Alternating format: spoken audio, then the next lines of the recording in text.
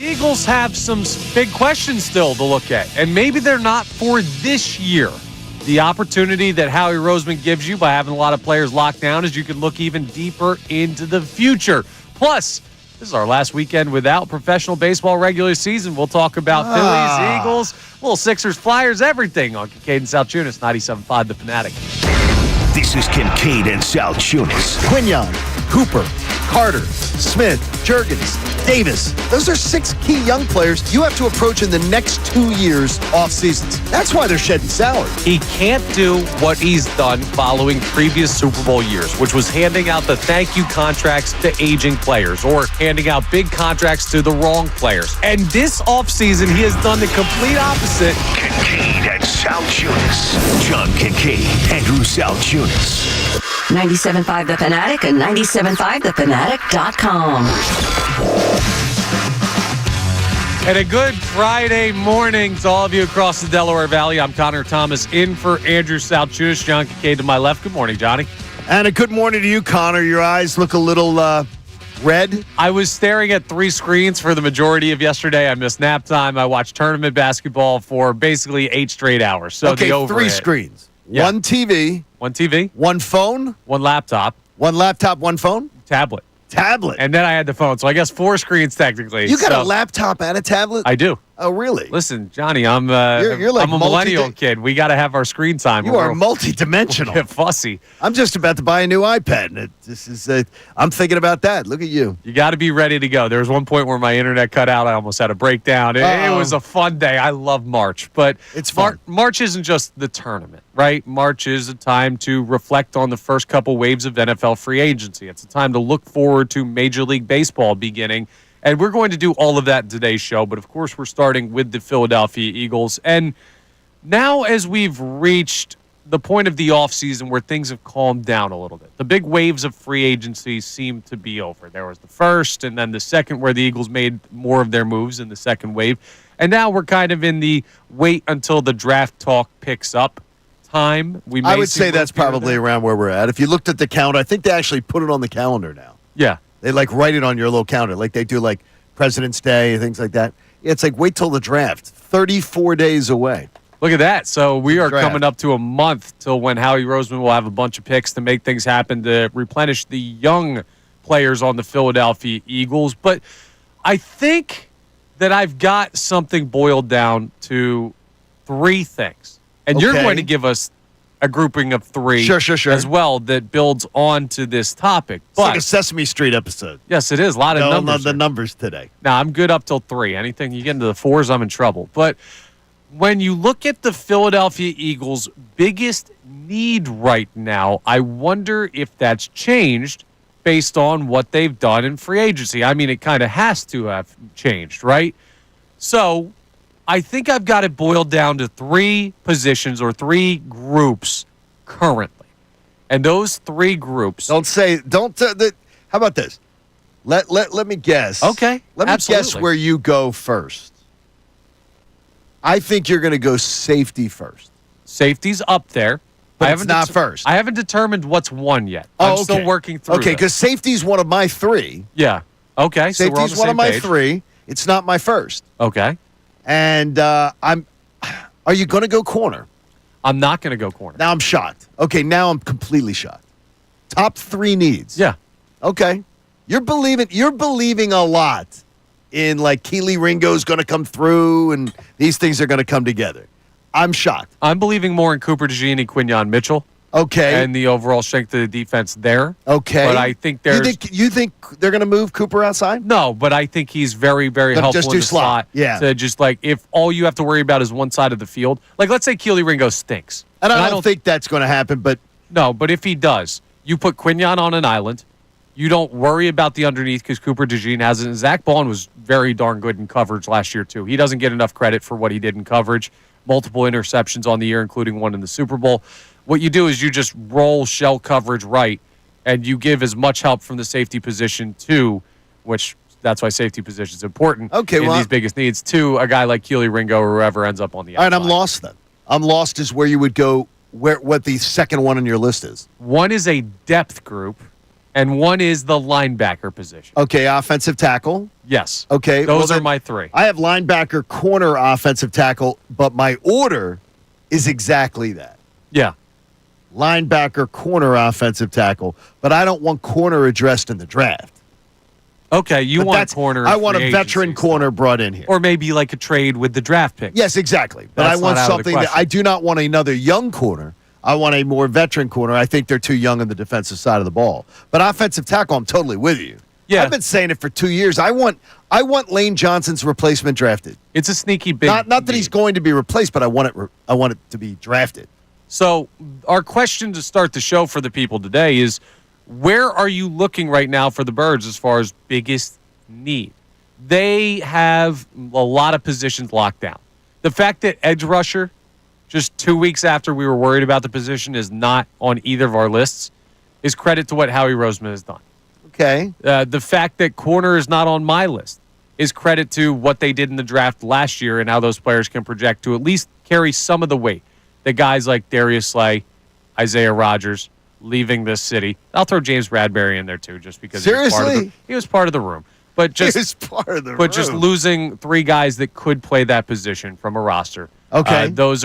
That's a position that's going to need help. I think they may already have it in-house. The Eagles are very well set up, but I want to know where the fan base sits as we hit kind of the plateau, the doldrums of the NFL offseason.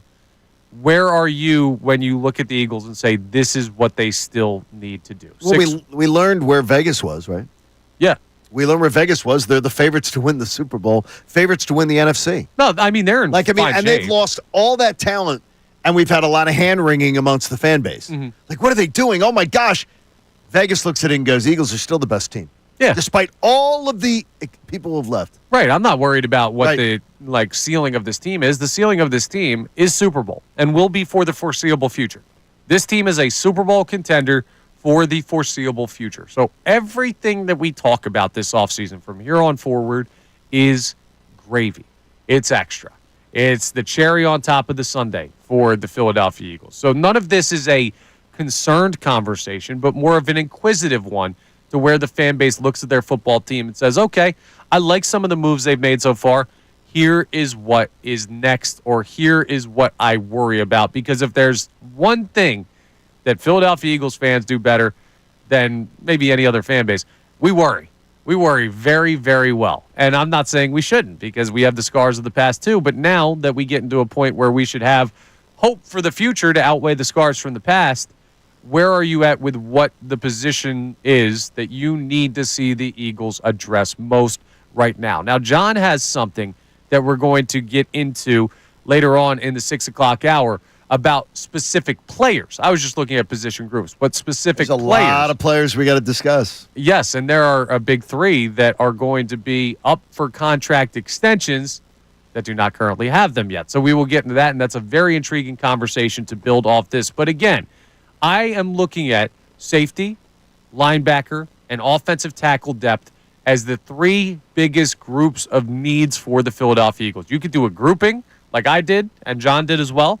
You could do an individual position. You could say legitimately outside corner. But when you wake up in a cold sweat at night and the Philadelphia Eagles are having a rough 2025, 2026 in this dream, of course it's just a dream because the Eagles are going to be a good football team again. What is the nightmare that waits for you, and how do the Philadelphia Eagles address it with plenty of time still left in the offseason to do even more than they've already done? Coming up next, Tim McManus, who, of course, covers the Philadelphia Eagles for ESPN, joined the best show ever yesterday, and he made what sounds like his pick for his position of need right now with the Philadelphia Eagles. So we will see if this is contradictory to some stuff that we've heard from other people on the Eagles about their faith in players at a certain position. This is the time of offseason where everybody likes their team and everybody likes what they've done. Sometimes you have to hear from a very, very smart guy. Your baby's ugly. Yeah, not necessarily, Well, I mean, you could say it. but maybe you're not winning this beauty contest that you think you were winning. People see it when they see your baby. They go, that baby's not. Maybe it'll grow into its face. I got to be honest. I don't know that I've ever had that thought about a baby before. But We will discuss the Eagles babies coming up next and the young players in certain positions that need to step up and what Tim McManus has to say. More of our thoughts as well. It is Kincade Salciunas here, 97.5 The Fanatic. We want to hear from you, so text us at 610-632-0975. You text every day.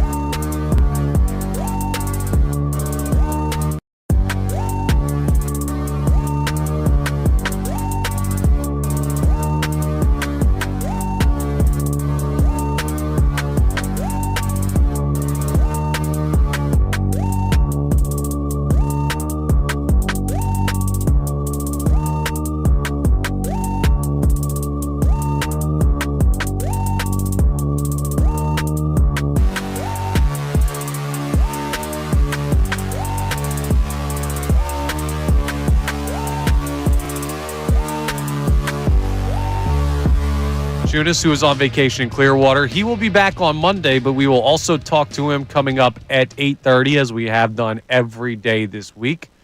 Very interested to hear his last thoughts out of sunny Clearwater. Sounds like he's having a great time as well. John Kincade. I'm glad he is. Yeah, I mean, listen, I'd be lying if I said I wasn't a little jealous, but we got our vacation time too, so it's nice that he's getting his. It's absolutely good. Yeah. I like it better when I'm getting mine. I agree. I got to be honest with you. I'm rooting for you guys to have great times on yours, but I'm more interested. It's like, when's mine? It's It was gonna. fun. I'll tell you what. It's gonna feel like a vacation once the weather fully breaks here in It Philadelphia. already is. And then this morning, the garage door opened. I was not prepared. Now, those thunderstorms last night were crazy. That garage door opened this morning, and the cold air hit.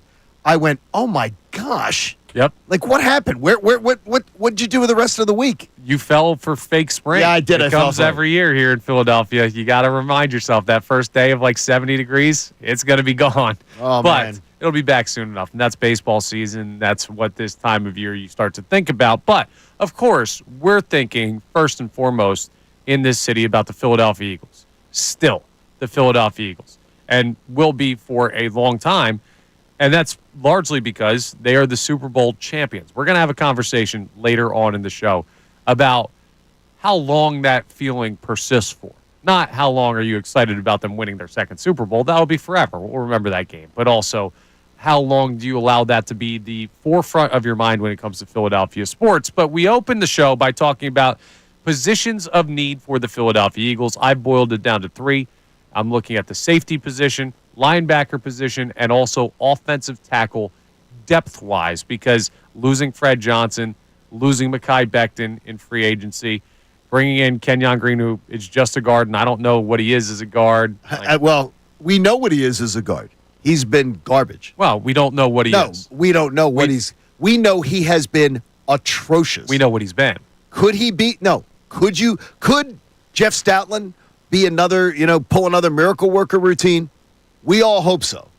Could he get him just to mediocre?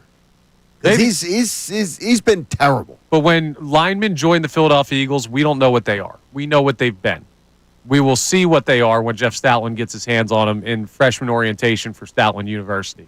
So that will come once training camp rolls around. But Tim McManus, who covers the Philadelphia Eagles for ESPN, joined the best show ever, and he talked about some of the things that we're going to get into in today's show, including places where he thinks the Philadelphia Eagles still have work to be done. And it's interesting because we've heard some people say, hey, Sidney Brown, Tristan McCollum, they may be better than you think. They just didn't get the opportunity on a Super Bowl winning defense that was number 1 in the NFL. Well, Tim McManus doesn't sound too sold on the safety position. Even though we're past sort of the first wave of free agency, we've seen Howie Roseman in the past sort of build throughout the course of the year. Oftentimes there's trades right before the start of the season. Of course, they have the draft. I think there are still some parts to be added before the Eagles end up playing, especially point to safety there. When I'm looking at the roster, that's the one that really jumps out to me. And if you heard Justin Reed talking after he ended up signing his free agent deal, he made it known that the Eagles were right there involved in it. They just couldn't come up to the number because of what they said was their cap limitation. So it shows you that they're out there looking for a veteran safety presence. One of the messages that was coming out of the NovaCare at the time that they traded C.J. Gardner-Johnson was that they did want to give a little bit of a pathway to Sidney Brown, at least allow him to compete. But I still don't see, with a championship caliber roster, Roseman sitting pat and not at least giving himself some extra out. So I think there's still work to be done there. Okay, how connected that man is. Yeah. Does it sound like he's hearing whispers? I mean, I think it would be crazy for the Eagles to not add at safety this I would offseason. agree. So I don't know that it's whispers as much as it is just looking at the roster. Like he said, it jumps out at me. That to me looks like he's doing research and he says, wow, they're really weak here. Like when I hear Sidney Brown's name and I hear Keely Ringo's name. Now I've watched Keely again since he was recruited at Georgia. I'm rooting like hell for him. It sounds like people are just going to rubber stamp because of things that have happened in the past. This coaching staff can make these guys work. I got to see a lot more to believe. I mean, I got to see a lot more from both of them. And Sidney Brown, to me, it's feast or famine. Here's the thing. Vic Fangio's track record in this city, in this current form, is 1 year. Yeah, it's And 1 in year. that- I haven't seen enough. And in 1 year, he's made miracles happen. He has. So- I can't believe he's going to have a 100% hit rate. You don't have to, right? But if anybody does right now, Right. they do have the data on their side. So Right. you can believe, you can allow yourself to dream while also looking at the reality that it probably won't be that way forever. Sure. That's a lot with the Philadelphia It's a Eagles lot of right dreaming. Now, the Eagles may not need an upgrade over Sidney Brown, though. There may be somebody else at that position that they're upgrading over, and I will tell you who that is coming up next. And Johnny's going to lay out his focus on a critical grouping for the Birds that need contract extensions and do not have them yet. Who's included? We will tell you coming up next is Kincade and Salciunas here at 97.5 The Fanatic. Fanatic Sports Update. Wheeling and dealing in the draft. I'm Brendan Gunn with your Fanatic Sports Update. We're just about 2 weeks into the free agency period, and we've seen the Eagles have players go. They've added a couple pieces as well, and that's going to continue. But right now, all eyes are towards the NFL draft, where the Eagles hold the 32nd overall pick in the first round. For now, ESPN's Tim McManus joined the best show ever yesterday and said there's a chance the Eagles move off of that pick. They'll look to move up a few spots if they see that a quarterback is, a team wants to come in at 32, they can move back. So as we know with Roseman, options are on the table. He is not averse to trading. He's about as active GM when it comes to that. The Flyers dropped a tough one last night to the Washington Capitals by a score of 3-2. They continue on their road trip tomorrow against the Dallas Stars. That's at 2 p.m. tomorrow. You can catch that game live right here on The Fanatic. The Sixers, they play their fourth of six straight on the road tonight against the San Antonio Spurs. Tip-off, and that one's at 8, and you can also catch that game live tonight right here on The Fanatic. We are now just less than 1 week away from opening day around baseball, where the Phillies are going to open their season next Thursday in Washington against the Nationals. And the first round of the NCAA tournament continues today. March Madness rolls on. This update was brought to you by Rapid Radios. Rapid Radios are instant push-to-talk walkie-talkies offering national LTE coverage. For a limited time, go to rapidradios.com now for 60% off. And for UPS shipping, add code radio and get an extra 5% off. I'm Brendan Gunn on the home of the 76ers and the Flyers, 97.5 The Fanatic and 97.5thefanatic.com. Ricky Batalico. Why can't you be that team that gets that?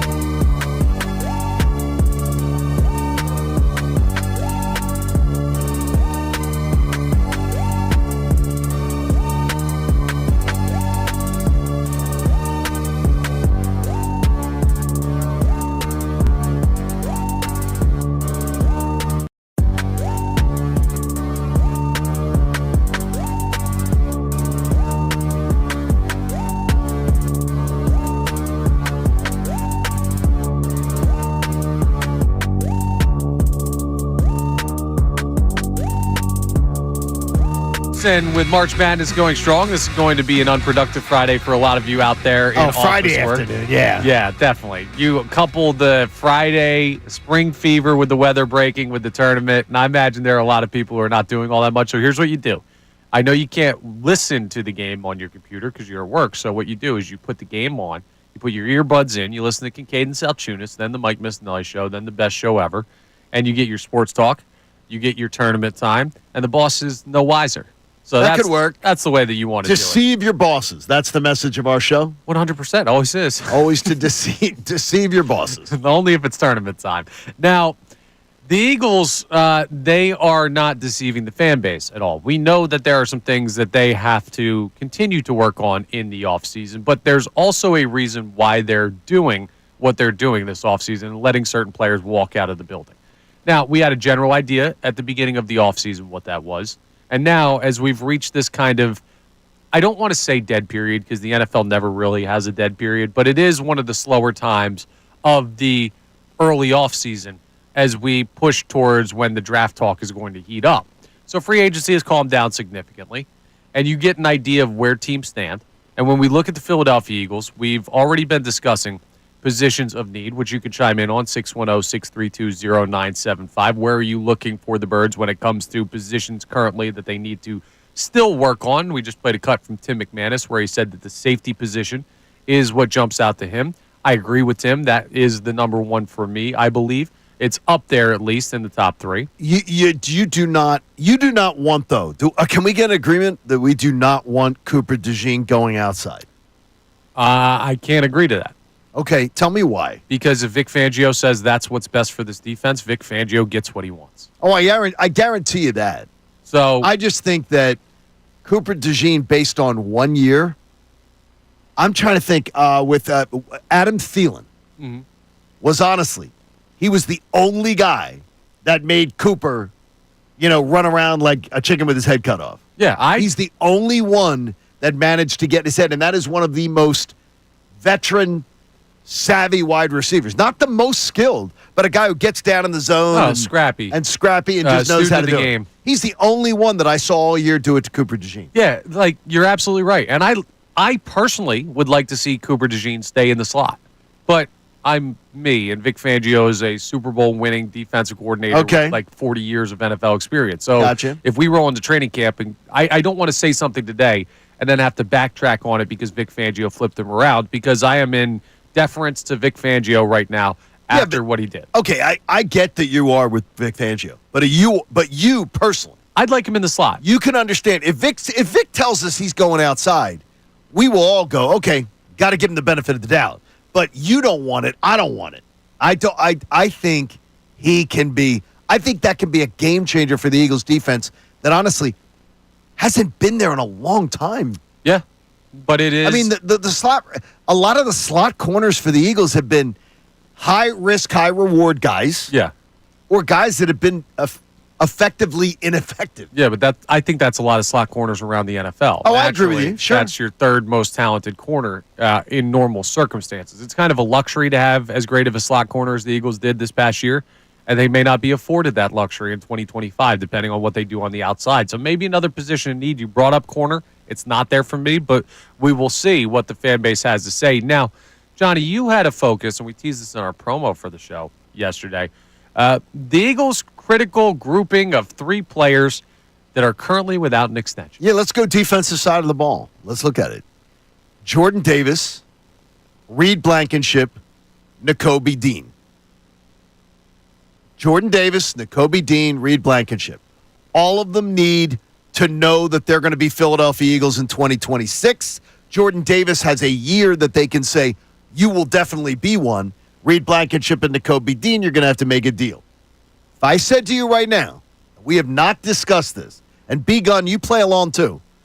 Jordan Davis, Reed Blankenship, Nakobe Dean. 1, 2, 3. If I said to you, you have to extend one of them today, do you want to? And which one is it? I think there's a chance we could get 3 different answers.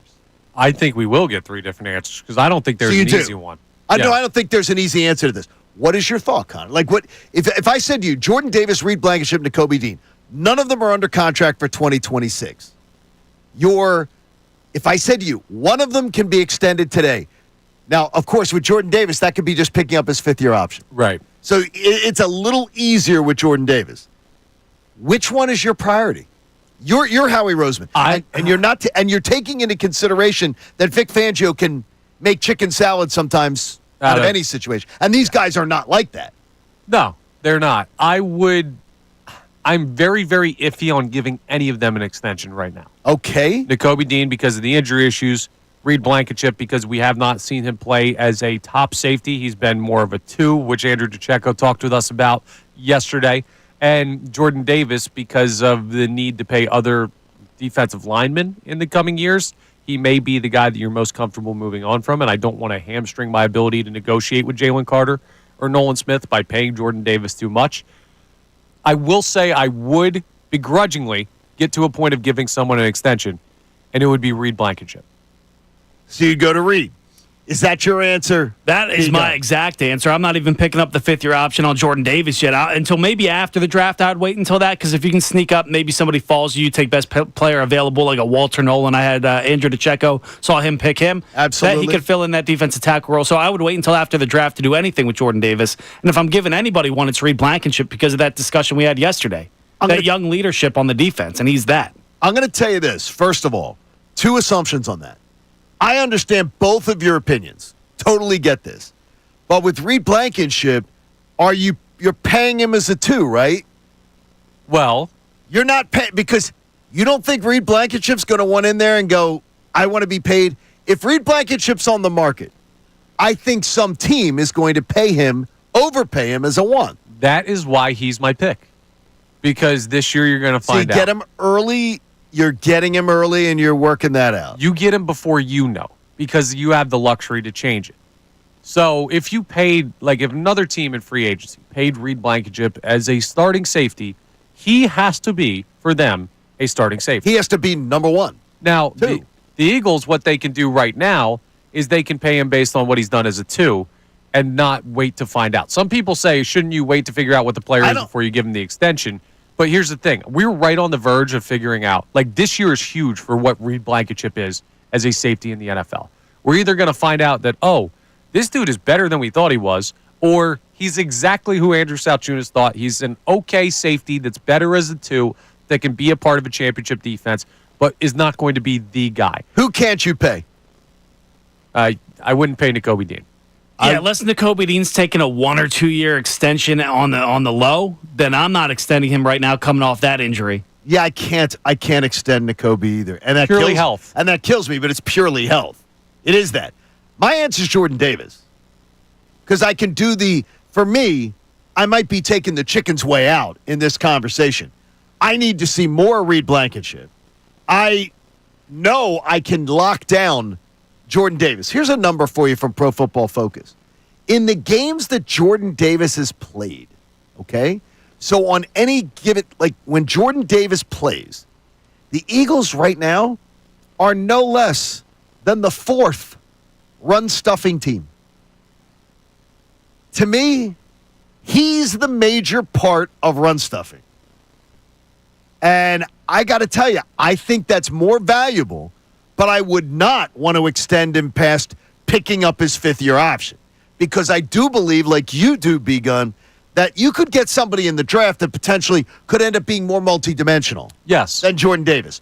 But what Jordan Davis does for this defense, they are elite run-stuffing defense when Jordan Davis is in the game. Yeah, all 3 of these players are very important. The reason I pick Reed is because you have to look at who could possibly cost you the most going forward. Who stands the most to gain from this next season monetarily?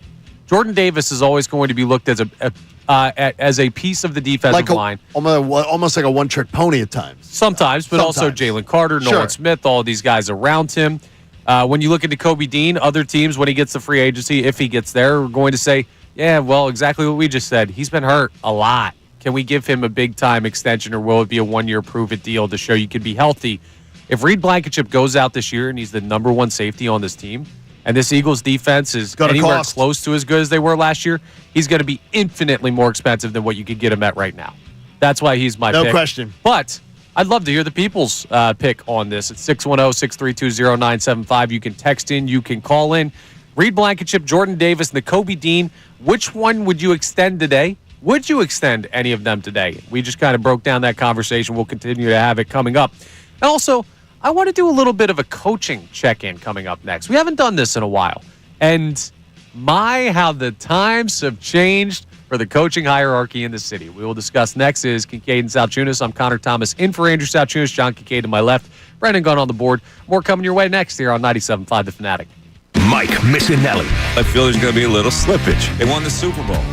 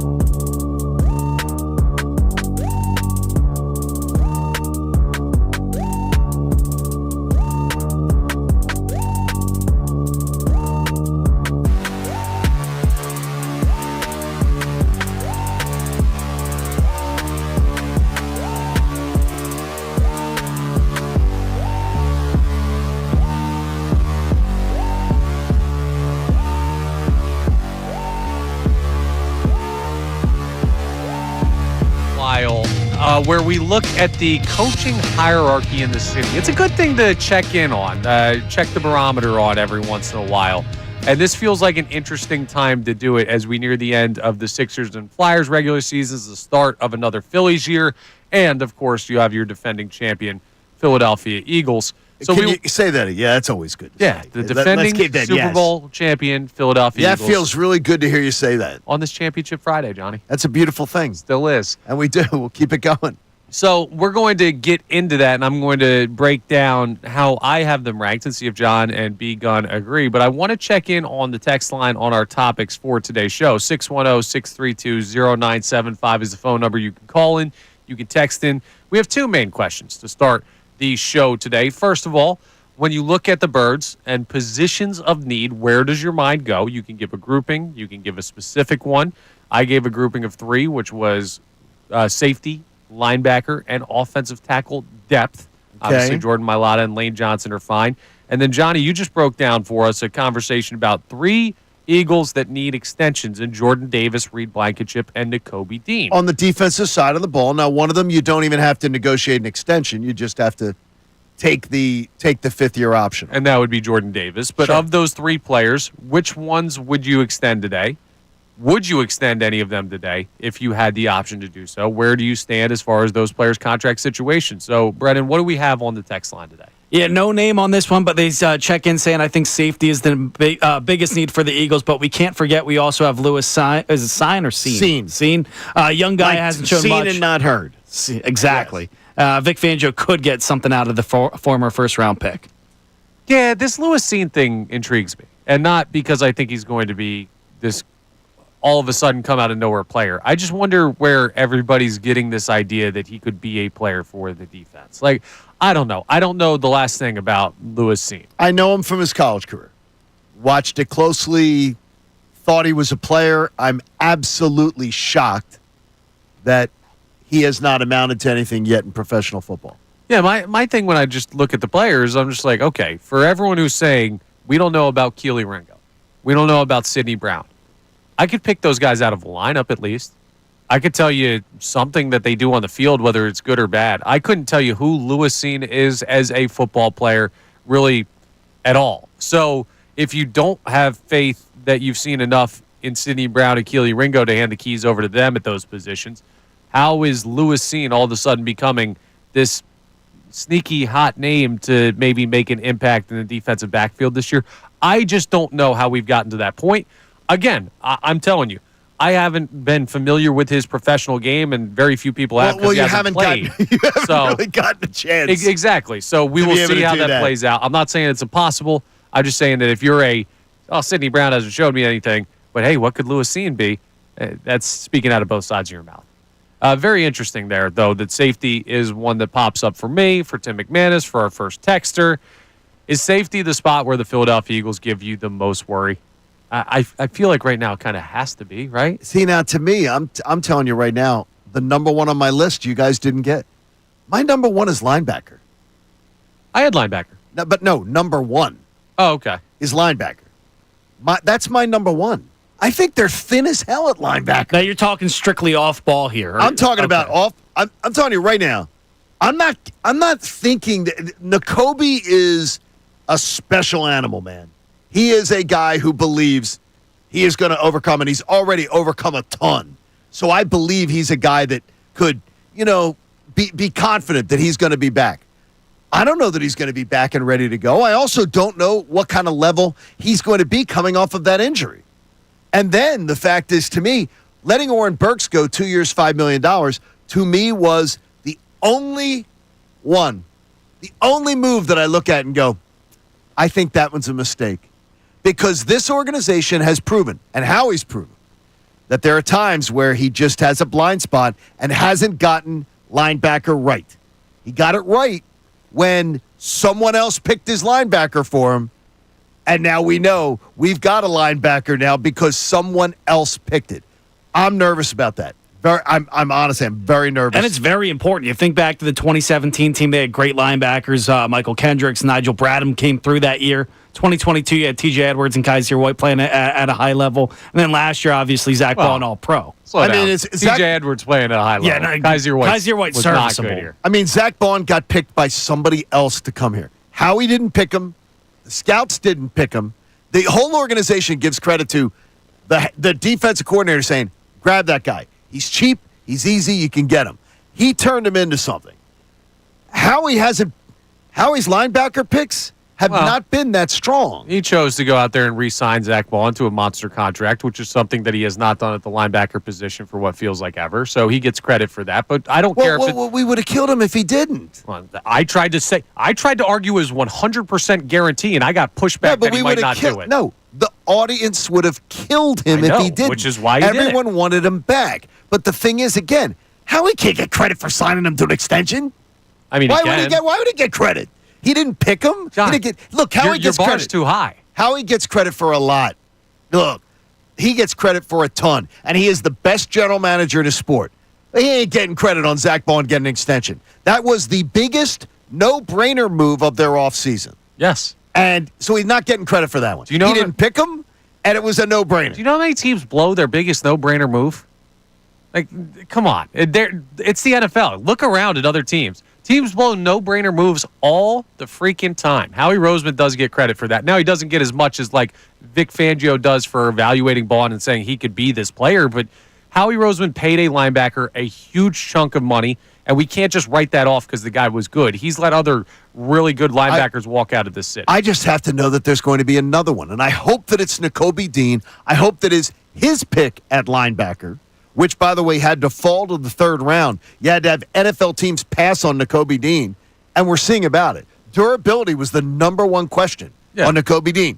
3 years in a row. Major time lost. Injury.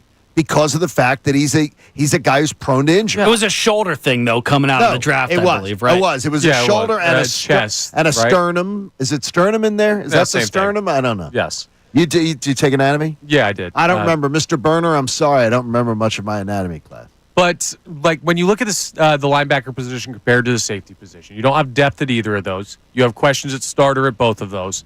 Here's the difference. The one that you know at safety is Reed Blankenship. Nice player.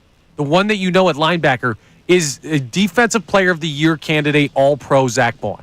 That's why linebacker's in a better space than safety. Because the guy that you do have is so much better comparatively to the guy that you do have at safety. That would be my argument for that one. But, like, again, linebacker's on my list. I'm not saying linebacker's fine by any stretch of the imagination.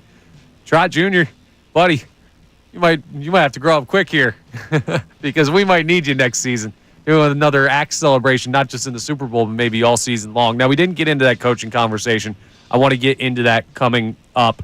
And we're also going to check back in on that conversation on the extensions. I'm very interested a little bit further in Brendan Gunn's thinking on his answer that he gave us on what the people have to say. So we will get into that coming up next. I'm Connor Thomas in for Andrew Salciunas, John Kincade alongside me. B-Gun on the board. We're on YouTube, by the way. Haley running the YouTube back there as always. So we're back for more here on 97.5 The Fanatic.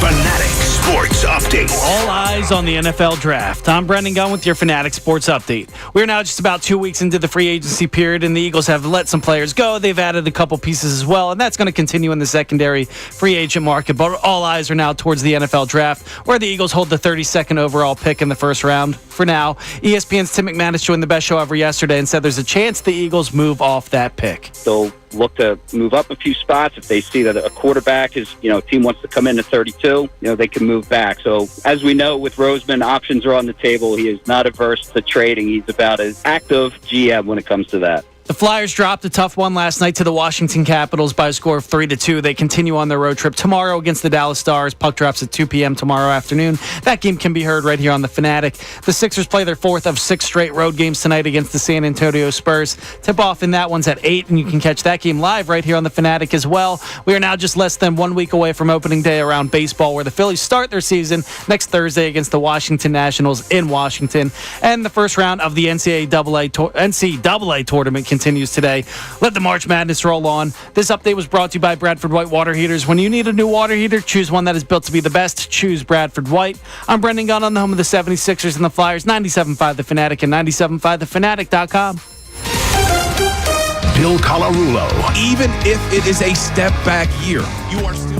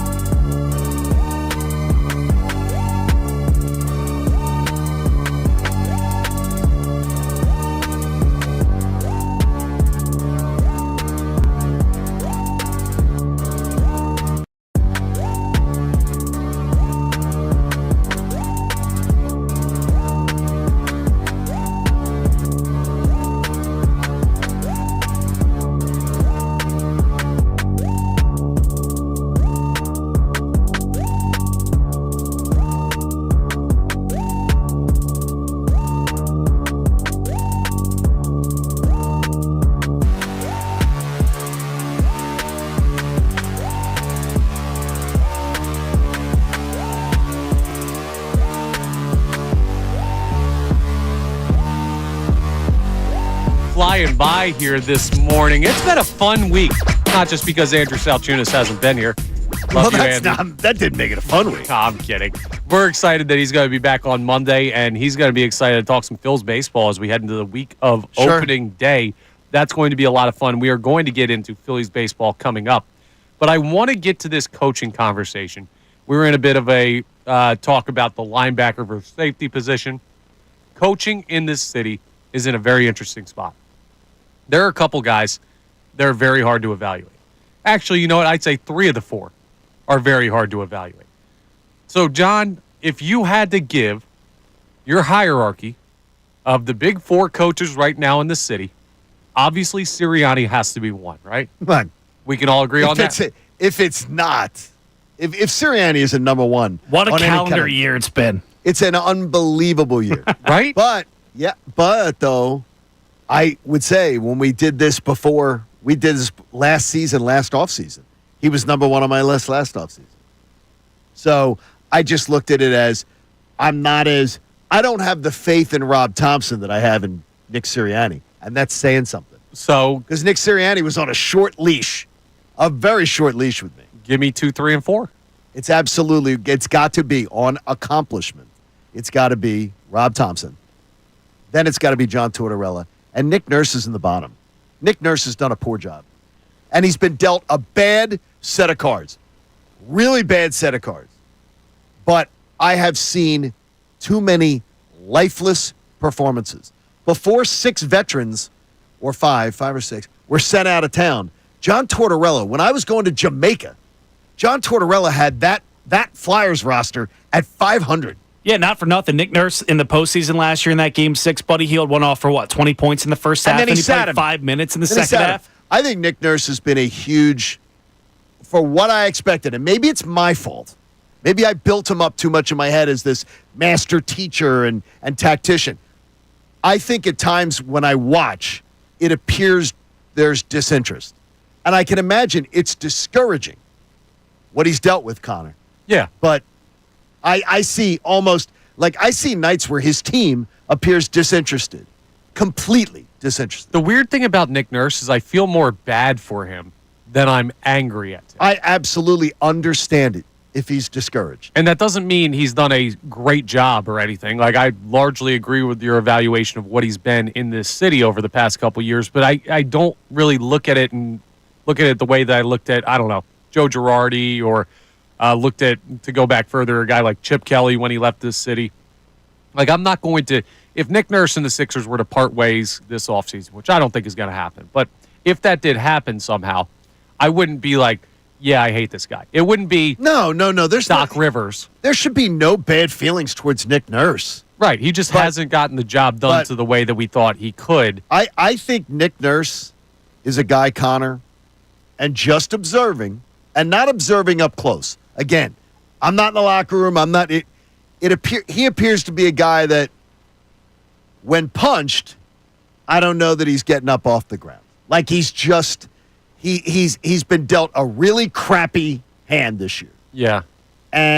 But there appears to be, I can read it. I can read it in his team. I can read it in their body language. I can read it in their enthusiasm coming to work. That falls on a head coach, whether you like it or not. Falls somewhat on a head coach. Now, the NBA is different. It's not football, where the head coach can set the tone. Like the NBA, I think the players set the tone more than the head coach does. I think it's very fair to say, looking around the NBA, when you look at power in a basketball organization, the star players have more power than the head coach. They absolutely do. So I think you got Mopey Joel, Mr. Mope, Mr. crappiest body language I've ever seen for a guy I'm told is a superstar. Yeah, and you're seeing a little bit of that in Tyrese Maxey now. I don't blame it. I don't blame Maxey, but you see it. And he used to be that happy-go-lucky kid. Dude, that's it. That's it right there. This year, it appears Tyrese Maxey has at least backslid in his enthusiasm, excitement, whatever. And again, I'm not throwing rocks at him. I understand it. Because guess what? We watch. And I understand how bad this has been. But you can't lose Tyrese Maxey's enthusiasm. You can't lose his energy. You've got to do whatever you got to do. And the head coach has not done that. Yeah, I don't think they have lost it. I think they've lost it for this year. And I think temporarily. That's understandable. You're listening to 97.5 The Fanatic, WPEN, and WPEN HD1 Burlington, Philadelphia, Beasley Media Group station, broadcasting live from the Comcast Business Studio, powering possibilities. Now, my head coach ranking is the exact same as yours. I've got Sirianni 1. So it's the exact same. Thompson 2, Tortorella 3, and Nick Nurse 4, which may be unfair to Nick Nurse in a way. Why would it be unfair? Because which one of them could you potentially put ahead of him? Well, you led with accomplishments. Could you put behind him, I mean. Yeah, you led with accomplishments, and Okay. there's only one of those coaches that has not made the postseason in his time here in Philadelphia. Yeah. It's John Tortorella. And Now, he shouldn't have made the postseason. exactly. So, And I mean, that's different. He wasn't given a star roster. right, but if your precursor to the conversation is accomplishment, Nick Nurse has technically had more accomplishment in this city than John Tortorella. He didn't win a Now- playoff series.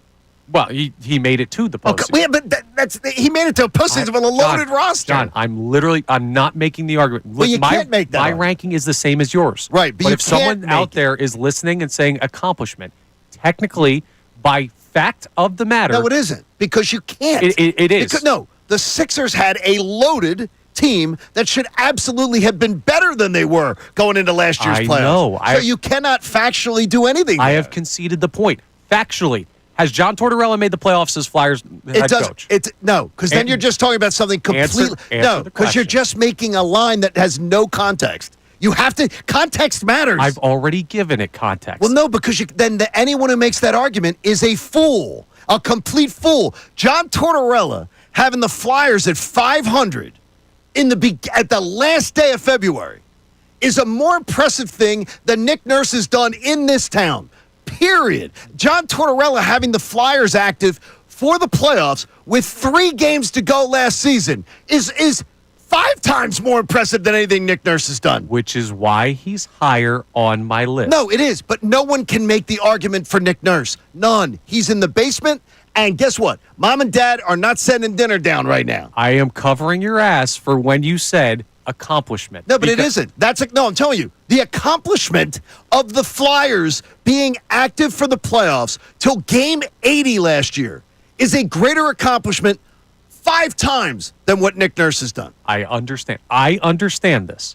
I am covering you from the person out You don't there. have to cover me for anybody, because anybody who comes with it is a clown opinion. That is a clown opinion. If We're anyone on came the with it. same page. You're arguing me on the but point I'm trying to make then for you. why are you arguing in defense of clowns? That is a ridiculous opinion. No, Nick I'm not. Nurse is in the John, basement. I'm not arguing in the defense of clowns. Sometimes you have to understand why someone may be misguided in their opinion. Lay out, That's what I did. lay And out what they think. And I just did for you. It is very simple to understand.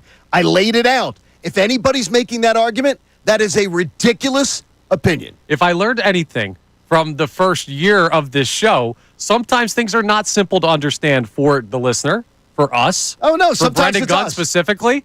Like, Yeah. Sometimes it is sometimes it is difficult to grasp something. But in this situation, this isn't difficult to grasp. simple to us is not simple to everybody. That was my only point. I have John Tortorella above Nick Nurse in my Correct. coaching standings. Brendan Gunn, your top 4, obviously, that we have here in this city. What is the ranking of them for you? Yeah, it's not too much different. It's Sirianni, head and shoulders at number 1 now. He's got a title in this city. He's going to continue to be one of the best coaches in the NFL going forward. I don't see this team falling off, so he's going to continue to be number 1. Rob Thompson, he could maybe get up to a 1A if he goes on a run this year. Not 1B, I should say, because Sirianni will still be above him. But if he wins the World Series, I could see him being on that same tier. If he wins the World Series, but he's number 2 right now, just based on accomplishment. I mean, he's been to the postseason every year. He's been the manager. John Tortorella 3, Nick Nurse. If I could put him 5, I would. Like, That's a little far. No, I'm with. They've been so completely disappointing. with you. They have been, but how much of that can you honestly put on the head coach? You can put some of it on him, but They're disinterested. He coaches a team. His job is to coach a team and to get them to be professionals and come to work. You've already conceded the point that the star players have more effect. And listen, I do. Attitude reflects leadership, Captain. I don't look at Nick Nurse as the leader of that locker room, and I don't look at many coaches in the NBA. You might have Eric Spoelstra, Steve Kerr, and Greg Popovich when he's coaching as guys that are leader in their locker room. Outside of those 3 guys, Point me to another head coach that's the leader of their team. I'll point him to the guy that was right here before him, and I didn't think it could get much worse than that. And it was Doc Rivers, and Nick Nurse has been worse. Doc Rivers was a far better coach in this town than what Nick Nurse has done. I got you. Doc Rivers had a far healthier Joel Embiid, which is saying something because he didn't have the world's healthiest Joel Embiid. He also didn't have Paul George. Like that's you got a playoff Embiid last year that showed up in Game 6, and you couldn't win. Hang on. Yes, he had a better right? he had a better playoff Embiid than Doc Rivers had. I got you. And guess what? Doc Rivers also had choke jobs in multiple series. We've seen it from Nick Nurse.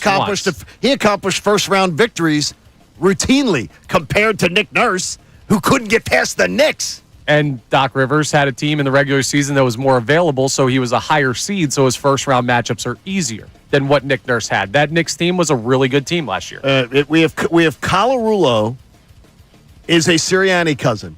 Now we're seeing it. Connor, he might be Nurse. I ranked him fourth. Could be Nurse. Yeah, I just think we're taking it to too far of a level. CT and Nurses aren't too far. He's the CT Nurse. I think CT got Nurse. the CAT scan over there. I think it's CT Nurse, baby. CAT scan. I Connor didn't even Thomas. get to my real take on this. I can't wait to hear the real one because I get you are defending Nick Nurse. I'm defending him that he hasn't been terrible. He has not been good, but he has not been absolutely terrible. There are certainly things he needs to have done better. If you felt absolutely on it, then maybe you're right. If you so terrible, I think he's been terrible. We'll continue that discussion coming up next, and I'll get to my point on how I think there could be a new number one coach in this city by the time that we hit the bye week for the Philadelphia Eagles. Yeah, and I don't think it's too crazy of a take to make. Oh, my gosh. We'll talk about it coming up next. More Kincade and Salciunas after this here on 97.5 The Fanatic. Tyrone Johnson. We can't be so down on a team with this many good players.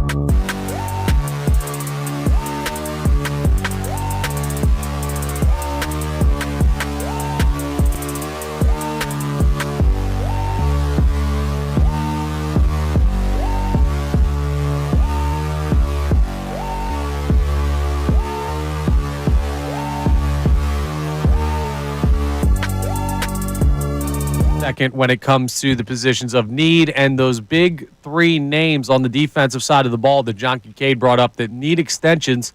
Who would you extend? Would you extend any of them? So we'll have more picks from people checking in on the phone line, 610-632-0975.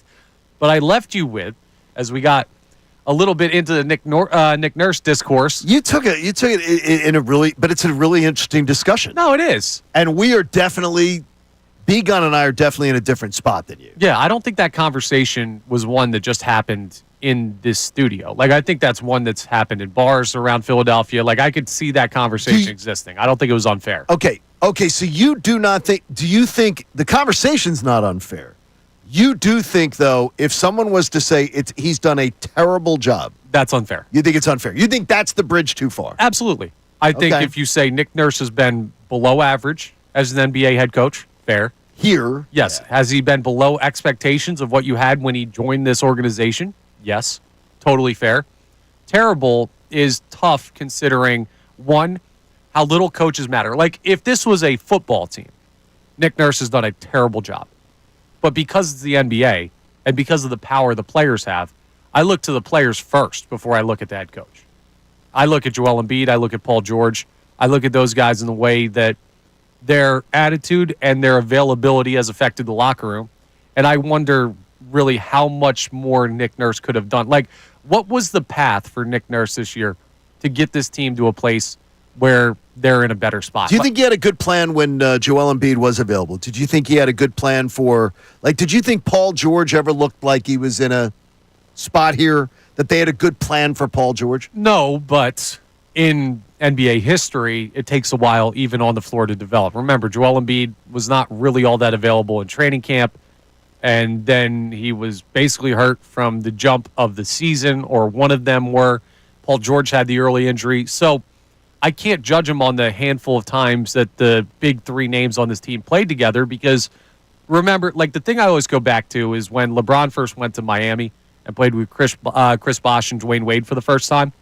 That team was rough for like a month where they didn't know where they were supposed to be on the floor. They didn't know how to play with each other. They end up winning multiple titles. It takes time in actual gameplay to figure out what you want to do. Okay. And I don't think Nick Nurse ever had that luxury with this team. And again, I'm not saying he's 4 for me on the list of head coaches in the city right now. He's at the bottom of the barrel. But I just don't think it's fair to put as much blame as it seems to me like you guys are putting on him. And we're splitting hairs because even if I'm not going as far as you guys, he has not done a great job. Now, the tease that I left you with as we headed into the last break was, I think by the time we hit the bye week of the Philadelphia Eagles 25-26 season, we could have a new number one in this city. And Brendan Gunn brought it up, how Rob Thompson could be like a 1B to Nick Sirianni's 1A if the Phillies were to go out and win the World Series this year. Now, that's a huge if. But I could absolutely make the argument, and I will make the argument, that if Rob Thompson leads the Phillies to the World Series this year, he has had a better tenure in this city than Nick Sirianni. Leads them to a World Series or wins one? Well, wins one. Sorry, that's what I mean. Wins a World Series. Okay, got to win one. Leads them to a World Series title. No, I can't go that far. Why not? Because I think the Philadelphia Phillies are the example of an NBA team that you just talked about. The manager doesn't run that team. He's not running that team. He's keeping everybody in a good position. And by the way, I admire the hell out of that. 162 is hard to manage people.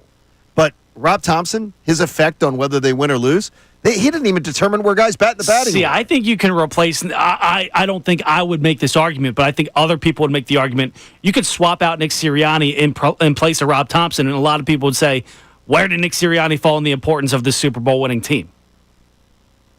It's a fair point. Okay, we're really going on some little tangents, but all the tangents are making me, they are interesting. There are interesting ways to evaluate it otherwise. I look at Rob Thompson like an NBA coach. How about this? I don't even believe he makes out his lineup card all the time. He may not. I believe the front office and the analytics department does. But does Nick Sirianni call the plays? Nick Sirianni, though, absolutely, as we saw, mic'd up in the Super Bowl. He absolutely is constantly saying, where are we going here? Let's do this. How about we try this? You hear it. Right. Rob Thompson's not. Well, you also have more opportunity in a football game Sure. to do those things. Sure you like do. Rob Thompson isn't calling plays. Absolutely. So it's a tough comparison to make. But when you look at Rob Thompson's resume here in Philadelphia, year 1, he goes to a World Series. Year 2, he goes to an NLCS. Year 3, he wins a division. And if he follows that up with winning the World Series this year, that's a better resume than Nick Sirianni. You can use the same resume, though, and say catastrophic flameout in a World Series up 2-1 with 2 games coming at home. One of the worst flameouts in any World Series ever. Getting no hit at home. They're very parallel, Sirianni and it's Rob weird. Thompson. They are. Like, It's weird very in perception. parallel. In perception. Yes, absolutely they do. And it's you could say, then flame out the next year and flame out the next year. He has 3 flameouts on his resume. Catastrophic flameouts. But you could do the Super first Bowl 2. 57, flame out second half. You Yeah, could but do what did he- 2023. No, I mean, Sirianni punted the ball on 4th and 2 when he wasn't doing that all season long. Like, I he hated made some crucial mistakes. I hated that decision. Right. So And he talks about it, by the way, as one that he would have they done are better. shockingly similar in what they've done to this point. The only difference is Nick Sirianni's most recent season has already happened, and he won the Super Bowl, and that gives him a huge leg my up. gosh, yes. And this is a huge if because the Phillies have a tough path to the World Series with the Dodgers and a tough division. We're going to talk about the MLB playoffs coming up next. This is a topic that you have done in past years, Johnny, so I know you're going to love this one. But I do think that if Rob Thompson leads this team to a World Series title this year, if he's the manager of a World Series winning team, his resume is better than what Nick Sirianni has put together. And the fact that we're able to say that is a great thing about 2 teams in the city. With the number 2 payroll in all of baseball, number 3 in his tenure, and another guy in a salary cap league. Well, let's not pretend like Nick Sirianni doesn't operate a team put together by the best GM in the sport. That is the truth. They're more similar than they are dissimilar, Rob Thompson and Nick Sirianni. But coming up next, Johnny, I know you've had this in your brain because you think this way and you brought up this topic before. There's always that surprise team in baseball. Well, the National League is in an interesting spot, and the Phillies are in a tough division. But who is that surprise team this year as we sit under a week till baseball's opening day? We will talk about that coming up next and how tough that could make the path for the Philadelphia Phillies. I'm Connor Thomas in for Andrew Salciunas. John Kincade to my left, Brett and Gunn on the board. We're back for more here on Kincade and Salciunas, 97.5 The Fanatic.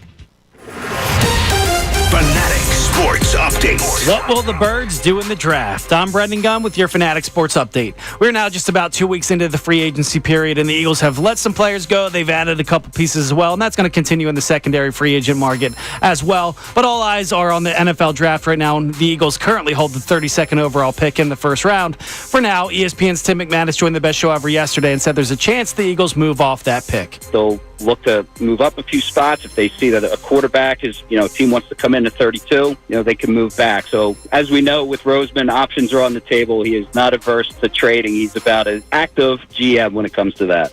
The Flyers dropped a tough one last night to the Washington Capitals by a score of 3-2. They continue on their road trip tomorrow against the Dallas Stars. Puck drops at 2 p.m. tomorrow afternoon, and that one you can catch that game right here on the Fanatic. The Sixers are playing their 4th of 6 straight on the road tonight against the San Antonio Spurs. Tip-off for that one's at 8, and you can also catch that game live right here on the Fanatic tonight. We are now just less than 1 week away from opening day around baseball, and the Phillies open their season next Thursday in Washington to take on the Nationals. Cannot wait for that one. And the first round of the NCAA tournament continues on today. Let the March Madness roll on. This update was brought to you by Bet365. Bet365, whatever the moment, it's never ordinary at Bet365. Download the app today. I'm Brendan Gunn on the home of the 76ers and the Flyers, 97.5 The Fanatic and 97.5thefanatic.com.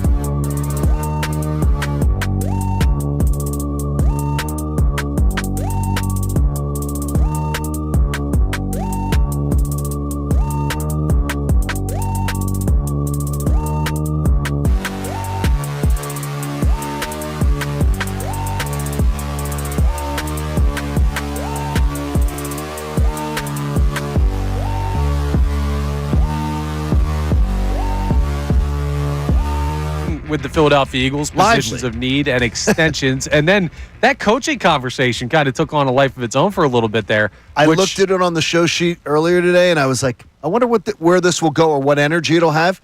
That's good. I wasn't expecting that because I expected us to all have the same answer, and we did, and yet we still talked about it for such a long time. But B-Gun, is he not grasping this? But you're the only one spinning something we're saying you're feeling sorry for Nick Nurse. I'm not. Got the CAT scan Like, I mean, nurse over there, seriously, man. it is. It's CT Nurse is what our own Tristan Holman has said. He shared, one of our fine listeners. I have It's him at CT 4. Nurse. Yeah, it's just There's no excuses to be made for the performance that he's had here other than the fact that his performance, everybody understands the injuries. Everybody understands it. His team plays with a lack of energy, a lack of focus, and the worst crappy body language, including last year when he had a much more credible team, I believe. They had a chance to win something. Terrible body language. And it's affected Tyrese Maxey. And to me, that is the one thing you can't do. Yeah, Can't have. I don't think Nick Nurse has anything to do with the effect on Tyrese Maxey. I think Maxey wants to play with Embiid and Paul George, and he's just kind of like, yo, guys, I get that I was an all-star last year, but this is a tough spot to put me in, and it's very hard to lose games. I can't imagine that Tyrese Maxey has ever gone through a season like this in his basketball career. Well, he hasn't. So we know that he hasn't. So I mean, it's been rough. It's been really rough. Right. So I think once they start being a competitive team again, which they will at some point. Now I don't know championship contention, but Tyrese Maxey's happiness is not gone for good. I'm not worried about that. But this year, I can't blame him because he's at where a lot of the fan base is. It's after the next, Connor. It'll be after the next process when they're maybe going to do a process like legitimate franchises do, where they don't have to purposely lose for 5 years. They're gonna do this right. They're gonna fix this thing. Well, hopefully, if they can get rid of Paul George. Yeah, well, if you get rid of Paul George, you're bringing in a player who's a max contract player, and that means you're not doing any type of rebuild. You're getting a high pick this year, and then guess what? It's right back to contention next year in their minds. If I get a player who actually, I don't care, like Kevin Durant coming in here. Kevin Durant would excite this city, even though he's old. And more importantly, I know Kevin Durant, barring something, is going to play. Yeah, I would love that. But the thing I keep coming back to is what Embiid are we going to get, if any at all? Like, we're assuming he's ever going to be the same. We don't know, but you're locked into that contract. You can't trade him until this offseason, and even then, no one's going to with the injury question, so you have to live with that. You can't say, screw it. We're not going to do anything with this roster because we don't know what Embiid we're getting. You have to build the team with the assumption he's going to be available. And if he's not, you cross that bridge when you get a chance to. You don't have the chance to Assume right now. that he's not. Spoiler alert. Assume that he's not. If you haven't watched his career, just assume he's not. Well, you as the organization, the only way that they can operate right now is we're going to have Joel Embiid back at some point.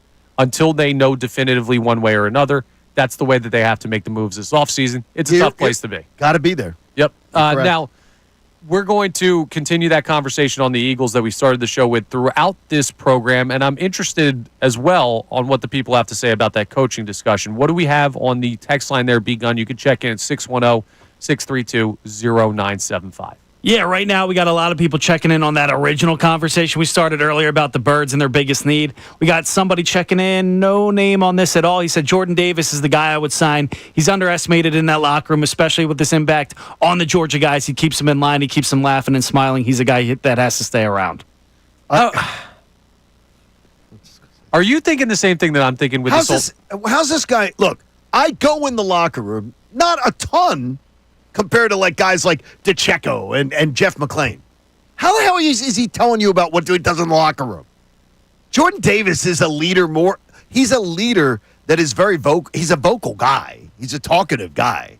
Jordan Davis in leading, keeping the Georgia guys in line. This is going to happen. See, we've seen this already with the New York Knicks and the Villanova basketball players. And when they decided to move Dante DiVincenzo to Minnesota in that trade for Karl Anthony Towns, people were like, oh, what's it going to do for the Nova Knicks? Now they sent one out of town. Is there beef there? Is that why they moved on from him? Guys, I understand it's cool to have a bunch of Georgia football players. I understand they're talented. I have no issue with the Eagles doing it.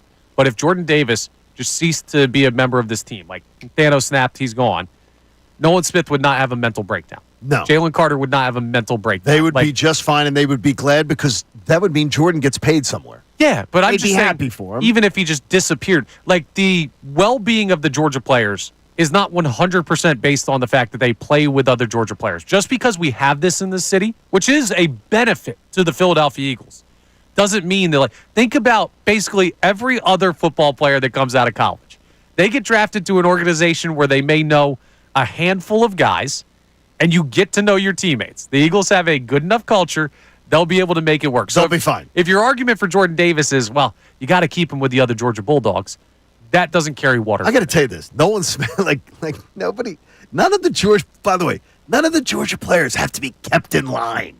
There's Jalen Carter is a very feisty guy. When he gets fired up, when he gets feisty and everything like that. It has nothing to do with, like, Jordan Davis isn't keeping him in line. Jordan Davis is the one that took until his third year to lose the weight and to get in the proper shape to be able to be a player that could play 17 games in the playoffs. Love Jordan Davis. Been one of his biggest cheerleaders. But the fact is, someone needed to get Jordan Davis in line. Yeah. Like, let's not spin this the opposite way. I think this argument should be much more based on the play of the player on the field than their makeup in the locker room when we're having this. And that takes away from Nakobe Dean as well, who's a leader. That takes away from Reed Blankenship, who's in this conversation, who Andrew DeCecco talked to us about his leadership qualities yesterday. But I think for this conversation on giving an extension, leadership is secondary for all three of these players when you look at their play on the field. You need to put good players on the field, and I think they all are. So they are. That's just, I think that was a little bit off on that text there. But, Johnny, we've had this conversation in years past, this time of year. The surprise National League team. There's always one. Last year, I think it's fair to say it was the New York Mets. Even though they did not go to the World Series, the fact that they had the run they did kind of came out of nowhere second half of the season. The year before, of course, Arizona Diamondbacks. The year before that, the Philadelphia Phillies. It's funny how all of those names are Philly-centric, but that's because the Phils have just been in the playoffs and competitive in the past 4 seasons. But when you look at this year, who's that team kind of lurking in the middle of the pack in the National League where you say, everyone's focused on the Dodgers or the Phillies or the Braves or the Mets? Is there another team that you're like, oh, that team's a little sneaky? I'm going to say I fall for it too often, that I get sucked into believing that a young team is ready to finally make a little bit of noise. I really do think that the Reds, they're interesting. Are interesting. Now, when I'm talking the Reds, I'm talking about maybe being in the mix the last 2 weeks of the year for the last wild card type of thing. Yeah. I'm not talking about them being some juggernaut. But the Reds are a team, I'd put $10 down on them to win the Central. I don't hate that. I would put $10 down on that. The Brewers took some steps back. Let it go. Exactly. Yeah. So the Brewers sort of dismantled themselves. And I've said this once before, so you could disregard it because I've said it once before. I truly believe that the Nationals have something cooking. Their problem is their division's too good. Correct. They've got 3 teams ahead of them that are going to beat the crap out of them. If they were in the NL Central, I think they would be. They might be second. a 77-win team. I even think they could be more. If they were in that division and they were playing Cubs, Brewers, Reds, Pirates, Cardinals, I think they could be an 81-81. Yeah. The team that I look for, by the way, I look at the San Diego Padres. They're pretty good. Yes. But actually, it's another team in the division that just popped into my mind. I don't know. I forgot about them. It's the Diamondbacks again. The Diamondbacks are sneaky, sneaky good. Well, they're scrappy as hell. Yeah, the problem is everyone looks at that division and says the Dodgers. The Padres are not going away. As long as they have Machado out there and Tatis, they're going to be able to compete. But the Diamondbacks are sneaky, a top 5 team in the National League. And if they get hot at the right time, they've got some pitching. They've got some players. I know that brings up nightmares for Philadelphia Phillies fans, but the National League may be deeper than we give it credit for because we're so worried about the top of the heap. And if you struggle in the division against tough teams like the Braves and the Mets, hey, watch out where you end up in the standings. The Phillies need to be first or second in the NL East, no doubt, because I don't think 3 teams are making the postseason out of the East. And that might be a crazy take considering the talent of the top 3 teams. Coming up next, we are going to get into the Eagles conversation a little bit further. And you have a question about the defections of the Philadelphia Eagles offseason and a chance for the fan base to take one back. What are you going to do, fans, listeners? You're going to have your chance to make your voice heard. Coming up next is Kincade Salciunas here, 97.5 The Fanatic. Mike Missanelli, Bill Colarulo, and Ray Dunn. They have a lot to say about Philadelphia sports. The big stories you want to hear about.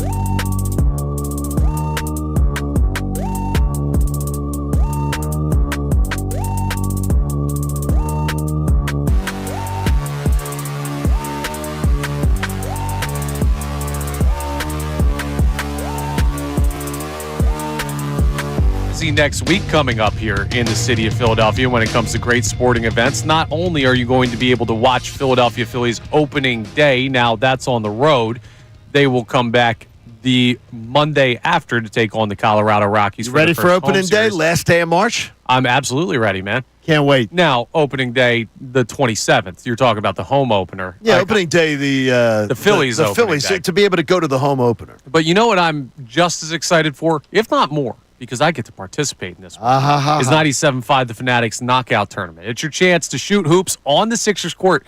We're getting close, folks. It comes up Wednesday, March 26th. You could be the one to knock out one of the Fanatic hosts or producers or win the whole thing for bragging rights and a spot in next year's event.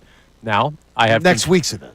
Next year's event. Oh, No, yeah, you win a if you spot win, in next if you year's win, event. you get to keep it. Now, here's how to win a spot in next week's event. You listen weekdays for a keyword during each show, Kincade Salciunas, Mike Missanelli Show, and the best show ever. You can enter that keyword on the contest page at 975thefanatic.com. By the end of the day, we will pick a winner from each show every day. You'll get 2 tickets for the game that night versus the Wizards. The winner plays knockout. Your guests will watch from the stands.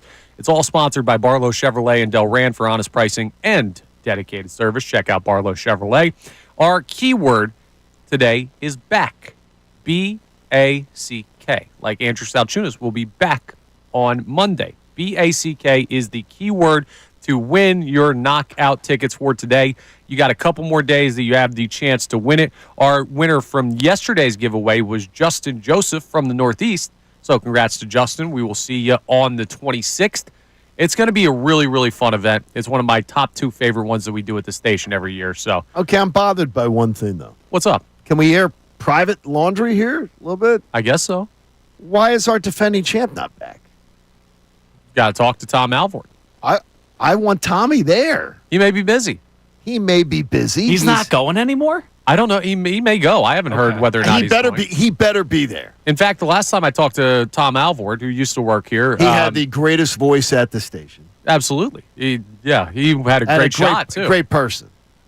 He said he was going to try and make it. So Okay, we'll good, see. good. I want him. I want to make sure he's there because I mean that raises the level of competition. It's not like you can have good players like Connor, and then you can have elite, championship winning players like that. Listen, I want it raised. All right, easy over there.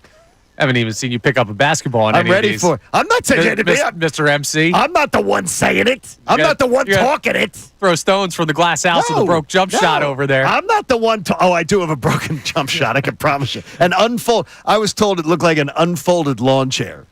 I believe by the back in 8th grade that I had like a unfolded lawn chair. There's always time to improve the jump shot, Johnny. But yes, the fun knockout tournament that we do yearly here at the Fanatic, courtesy of our friends over at the gonna be Sixers, awesome. and of course the sponsor at Barlow Chevrolet and Del Rand. You can win your tickets for that.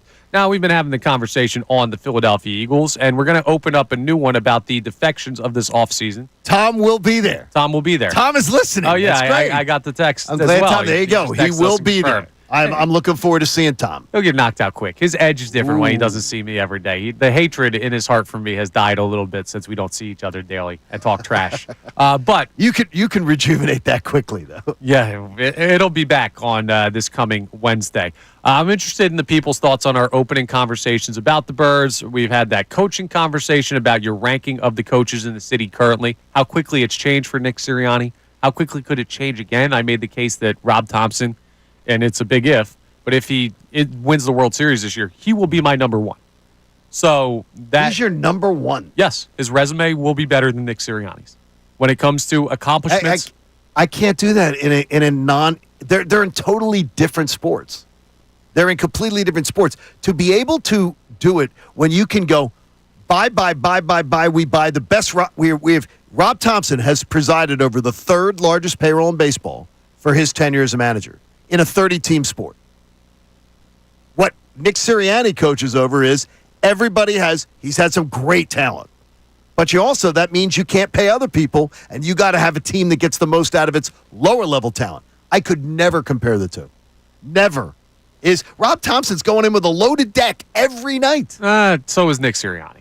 But it's unfair. not the same.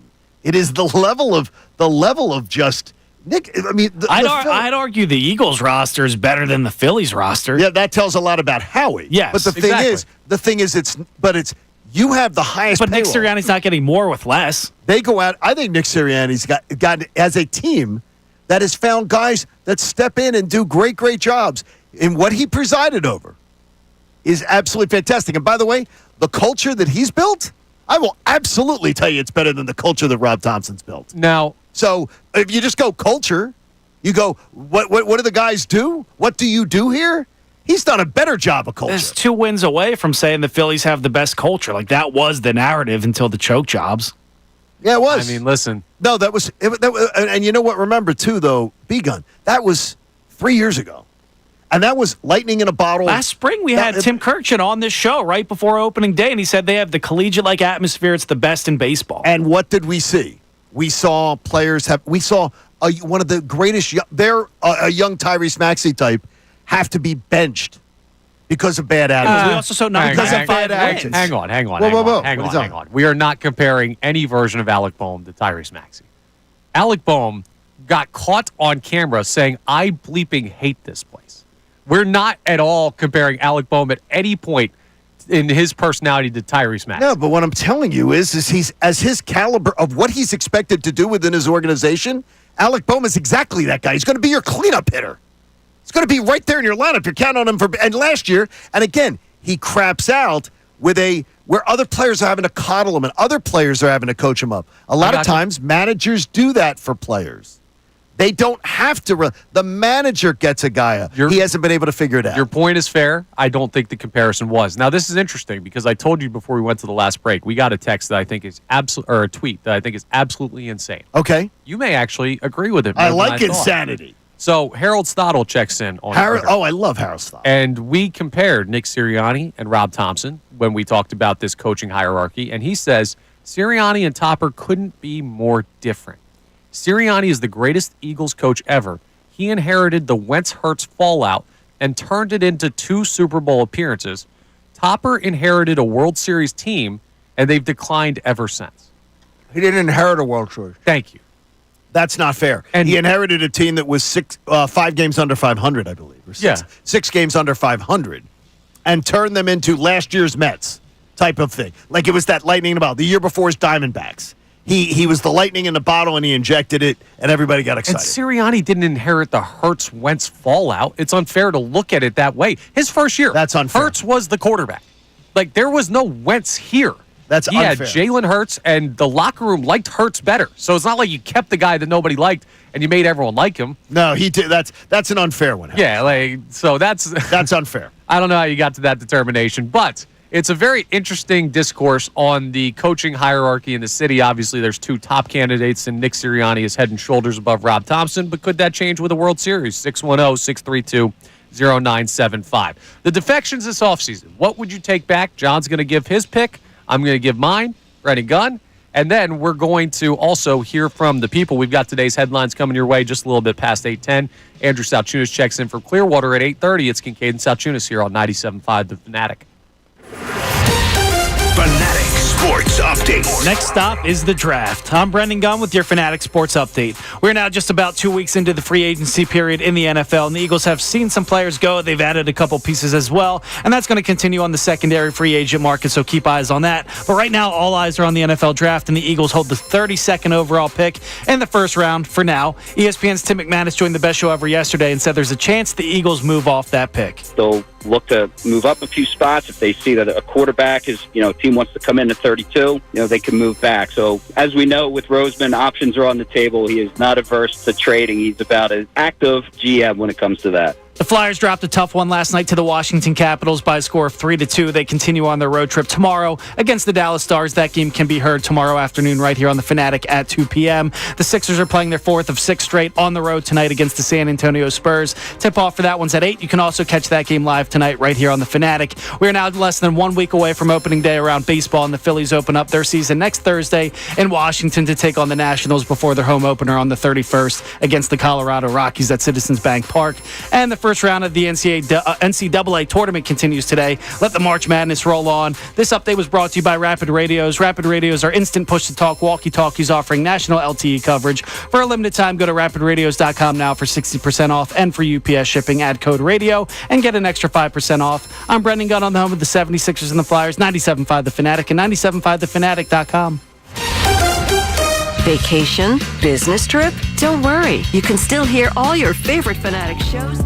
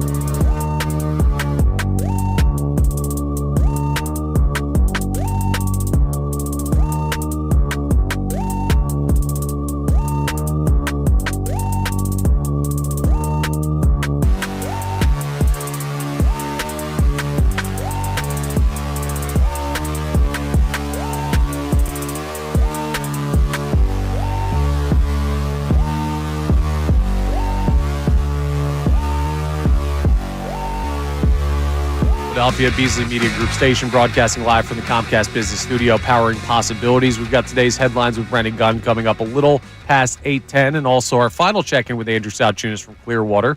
We'll get a little update on what he's heard about the Phillies with talking with a lot of Phillies legends, Charlie Manuel, Jason Worth, Larry Boa, he's talked to this week. So some fun stuff to get into with him. But, Johnny, I want you to lay out this conversation about the move that you would take back when it comes to the defections the Eagles have had this offseason. I think everybody can get up in their feelings from time to time. Of course. About a certain player or an obvious that you say, I just wish that one of these guys was back, that you could have one of them back. So there's been tons of defections from the Eagles roster. Do you think that if Eagles fans voted today, there would be an overwhelming choice to undo one of the free agent losses? That one guy's name would be it? Or do you believe that it would be, for me, like I've said it before, for me it would be Slay. So we're talking free agency. Free agency. So Chauncey Gardner-Johnson is off the board. Chauncey Gardner-Johnson is off the board. It's got to be a free agent leaving. It's got to be Oren Burks leaving. It's got to be, Milton Williams, right. Josh Sweat, Fred Johnson, Mekhi Becton. I don't think there'd be a remote consensus. Do you think there'd be one that still, though, finishes number one where we'd say, okay, overwhelmingly the fan base feels this is number one, but it's only like 35% because of all the other I do not. I think they'd all vote? be pretty close. My vote would probably be Mekhi Becton because of the amount that he got paid. Like Milton Williams and Josh Sweat for me are off the table. They're off the my board amount. too. Mekhi Becton was the most talented player that got paid a palatable amount of money by his new team, going out to Los Angeles with the Chargers, if you don't remember where he ended up. That's it for me, but you could make an argument, and we've had arguments, for Oren Burks, Darius Slay, Mekhi Becton. You look at Isaiah Rodgers. I mean, he's another one. You've rattled off the ones that I think are the most viable. To me, it's Slay, Becton, but Isaiah Rodgers. The fact that they let both guys go gives me the creeps. That's why I'm more on. You lost two corners. Yeah, get me another one. Now, get me another one. Did they let? I don't know that they let Isaiah Rodgers go. Well, when they decided not to pay him 2 years, $14 million with $8.5 guaranteed. Yeah, I think they did. Yeah, well, I think they did. They I think pursued him, right? But weren't willing to meet his price, and I don't think that price is crazy. It's not. Let's put it this way: they must know more about what they think he is than I do. Yeah, I'm going to say this from a point of personal bias, and I don't know if it's true, but this is my opinion, just gut feeling on Isaiah Rodgers. Okay. There were too many times last year when he came in for Darius Slay that he was targeted, and it's a tough spot to be in. You come right into the game, you know they're throwing your way because they're always going to test the backup. Where it's deep balls that he didn't locate the football. There was a playoff one where the ball was like in his hands and he got it ripped away by a wide receiver. It may have been the Rams game. There were too many times when Isaiah Rodgers came in for Darius Slay where I looked at him and I was like, that's a play a starting corner needs to make.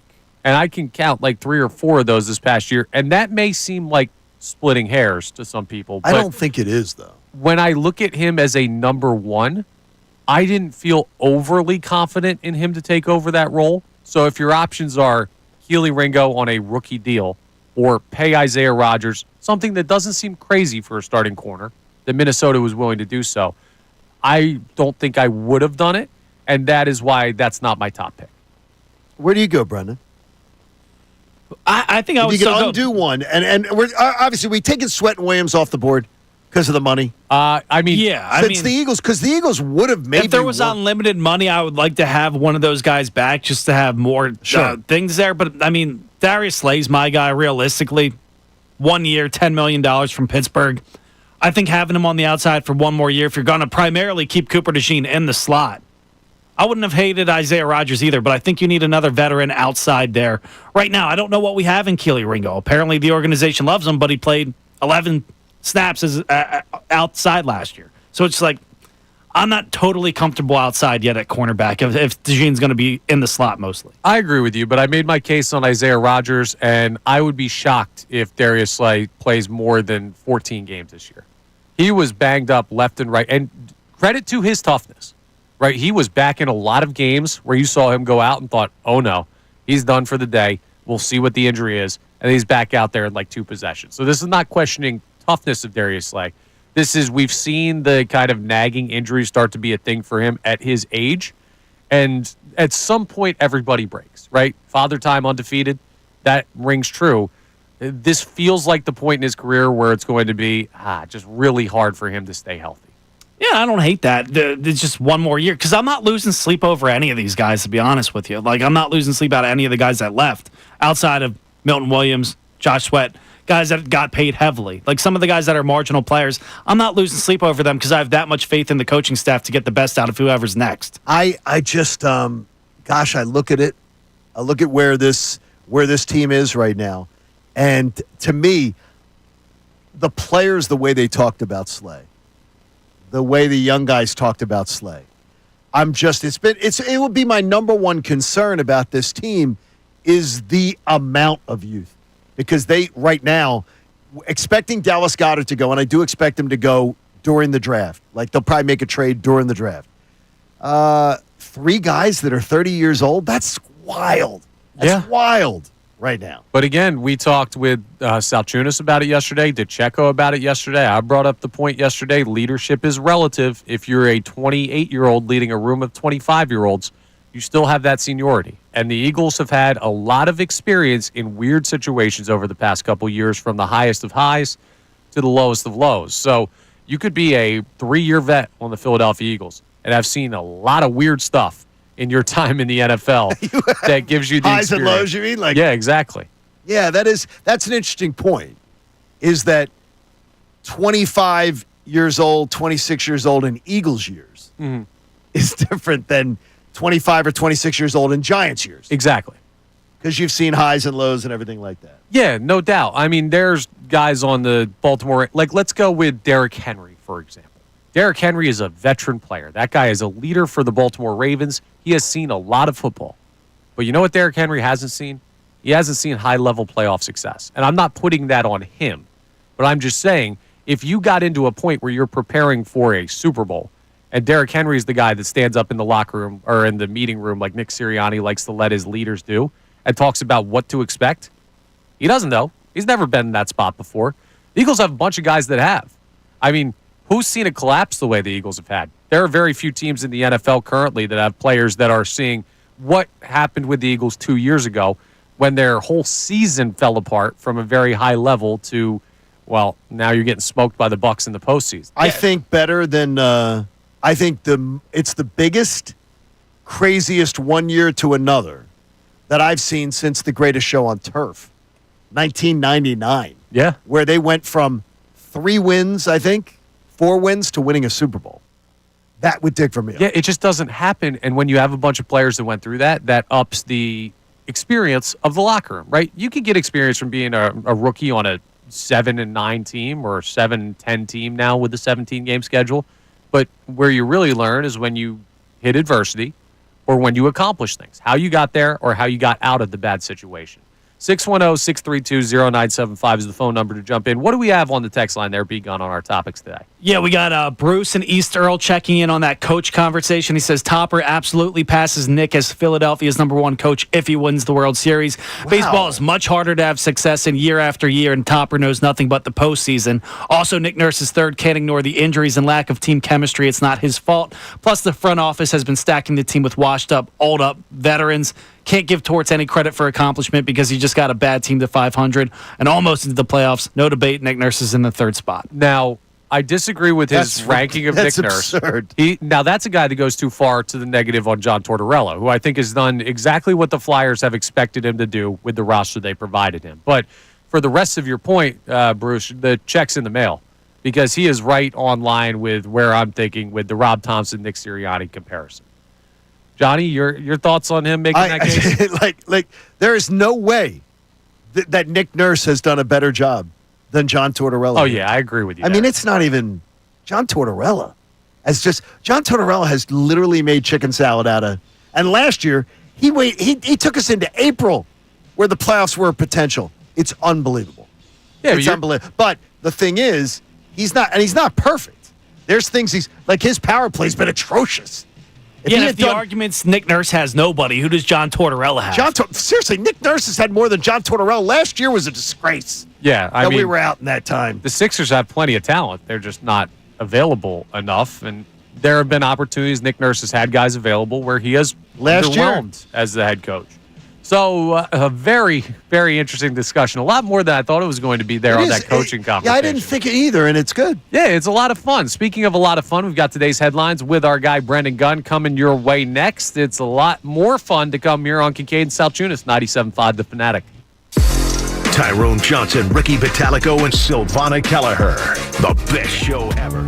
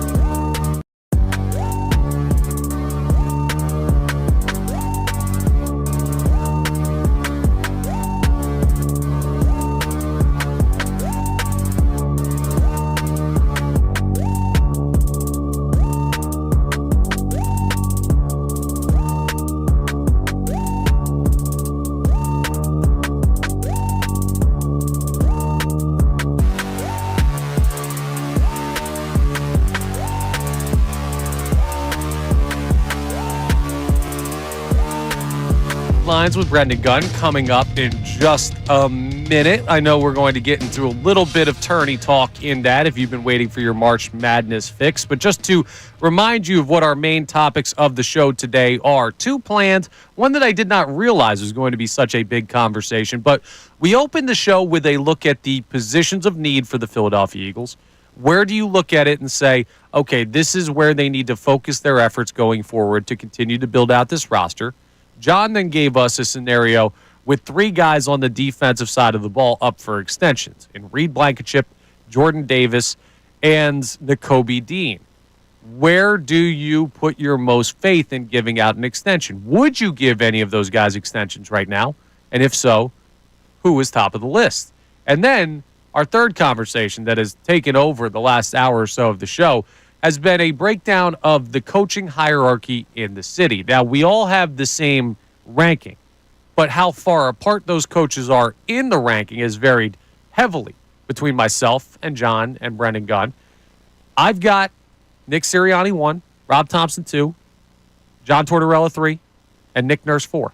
And John and Brendan are on board with that, but where we determine how those guys get to those spots is very, very different, and that's been interesting. So we've been discussing all of that throughout the show. You can chime in on those topics at 610-632-0975. It has been a spirited day here for Friday where really the only thing going on Major League sports-wise right now is the NCAA tournament. We haven't even touched on it. We've got a lot of stuff still here in Philadelphia that is keeping our attention as we wait with bated breath for opening day coming your way this Thursday. So, something else that we were waiting for very, very patiently and interestingly is today's headlines with Brendan Gunn. Today's headlines with the one and only Brendan Gunn. Yes, and it is brought to you by the one and only Lundy Law. For over 70 years, Lundy Law has been fighting for injured people. If you need them, remember the name Lundy Law, your injury lawyers. Visit LundyLaw.com. That's LundyLaw.com. And one of those names we brought up earlier in the show, a matter of fact, last segment, Darius Slay. He was on a podcast last week or so, and he made his quarterback rankings. A lot of people in the city weren't too happy with him. And then Devontae Smith appeared on 7 p.m. in Brooklyn, Carmelo Anthony's podcast last night. And he discussed it himself, and here were his rankings. I mean, Slay said, the big four. For me, it's the big five. And, Jalen is in that five. With the four that he named, and then I'm putting Jalen in there. That, to me, that's the big five. I don't think it's a big four. I think it's a big five, honestly. That's how you handle stuff in the media when you're on the same team. Is it a problem that Devontae Smith didn't have Jalen Hurts at 1, 610, 63? No, I mean, it's crazy to not have Hurts in that conversation for us. It's crazier to not have him in that conversation if you played with him or still play on the team. So I like what Devontae did there defending his quarterback. He also had a lot of funny things to say on that podcast. I suggest checking it out. We're going to have to go back and listen to that. Carmelo Anthony podcast. How is he as a podcast host? Yeah, pretty good? He was all right. He was decent, but Devontae Smith was really good on it. A lot of these NBA podcasts are terrible. Like, just as far as I hear the kids do it at school, at Temple, and they could help these guys out a lot. It's pretty They're funny. just rambling. He also had a tidbit in there. He said Saquon Barkley, when he gets going, he starts barking in the huddle, like a dog, saying, give me the ball. Yes, let's go. Just like that. Well, I guess Let the big dog eat. The dogs take over. Dogs got to eat. They're all dogs. I love that. Saquon is just the best, man. Saquon Barkley's energy is relentless. And Devontae doesn't get enough credit for how funny he is. Like, yeah, he was funny on that podcast. He's very funny. Quiet a lot in the game, but on the field, he looks like it's nothing moves him. Yeah. You know what I mean? Methodical. It's unbelievable. All right, time to change the music for our daily March Madness update yesterday. Yeah. We had a couple of upsets. McNeese State went down, took down Clemson. Clemson fought back in that, but Amir Khan and his guys out there, if you have not seen that viral guy, I have an issue with McNeese State. Stop it real quick. Keep playing the music, but I have an issue with McNeese State. Is it the stupid boombox? No. You don't like that? I like it a lot. But we need more information on this before I build my bracket. If I had seen that video of them walking down the tunnel with the boombox, all rapping that automatic song, win. They're going to the Final Four. I would never pick Clemson to beat that team. What are we doing? I need this information first. Someone's got to let me know they have the coolest student manager in the game. Yeah, we do need that. And then Shout out Will Amir Wade, Khan. McNeese's coach, Villanova made the tournament after the fact because he mentioned them in his post-game press conference. A little shot at them. We also have Coach Cal and Rick Pitino matching up in the second round. What's your favorite thing from day one of the tournament, and what are you looking forward to today? I mean, that's awesome. The Calipari-Pitino matchup. I'm going to need a 2025 shower after watching that. Watching those two go at it. I mean, they're two of the slimiest individuals ever on a sideline. I don't care remotely about that right now. The basketball will be fun as hell. That's all I care about. Absolutely. I'm not thinking about if these guys are like nice dudes or not. I'm thinking Rick Pitino and Cal with the history that they have. Yes. Like, I'm looking at that game as the most intriguing game of the second round to me. And Connor, you went on a little bit of a heater yesterday on the betting. Won some money. Yeah, I went 70% on my early tournament picks when it comes to the betting. I'll tell you who's not on a heater to give you a little Fanatic in-house bracket update, because this will come out as the results come in. Last place right now. Producer of the Midday Show, Ray Dunn. That's shocking because he knows more about college basketball than almost every single person on the list. Yeah, he works and it's not even close. It just shows you people shoot in the dark on this thing, even if you know what you're talking about. Well, no, Ray may have tried to outsmart the room. That's also possible. We'll get an explanation from him. All right, back to our regularly scheduled program back here. We're wrapping up with the replay. Where are you looking right now for the Birds as far as biggest need?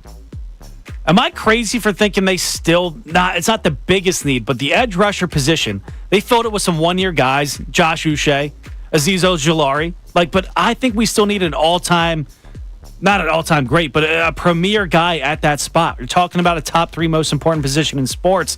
I can't get off the fact that right now, Nolan Smith, I like what I saw the second half of last season. Jalen Hunt showed some promise in the postseason. But who's that guy you can count on for years and years and years and not just the Band-Aid fix? Let me ask you something. Who's the best edge rusher? The first one that comes to your mind that played with Aaron Donald in his career in L.A.? That's a great point. You're going Von Miller? Well, I mean, Von Miller was there for like a cup of coffee. Yeah, Von Miller was there. Yeah, it's a fair point. Get them a Super Bowl. You can't necessarily think of one. But that's the thing. No, I'm saying you didn't have this standard top-level edge rusher because he made the middle so dominant you didn't have to. Jalen Carter may just be that guy. I don't think they need to do more on the edge. I think they will do more on the edge. But I think ultimately what we see Jalen Carter become is going to be the calling card of that pass rush, and that lets you get away with less talent at the edge rusher position. It's going to have to be because you're going to pay him all the money in the world. It has to be. But I believe that, like, he needed somebody to commit. They needed a Von Miller to come in there and help. Yeah, and get them over the top. The Eagles could still do that. The Eagles have already gotten over the top with guys that got that done. But they also have a better overall defense than I think that Rams team did, and that's proven by them being number 1 last year and Super Bowl champions. Great job on today's headlines, Brendan Gunn. Coming up next, we're going to break into our conversation on a little bit more on the Big 3 extension talk, but this one's going to be either fun or disheartening. I don't know where you guys are going to take this. What is talk that? Some Phillies as we lead into Andrew Salciunas' check-in from Clearwater. Which Philadelphia Phillies player can you predict to have the best season over their expected production this year? Who do you think you have a bar set for and has the best chance to exceed those expectations? I think there are a sneaky good amount of options.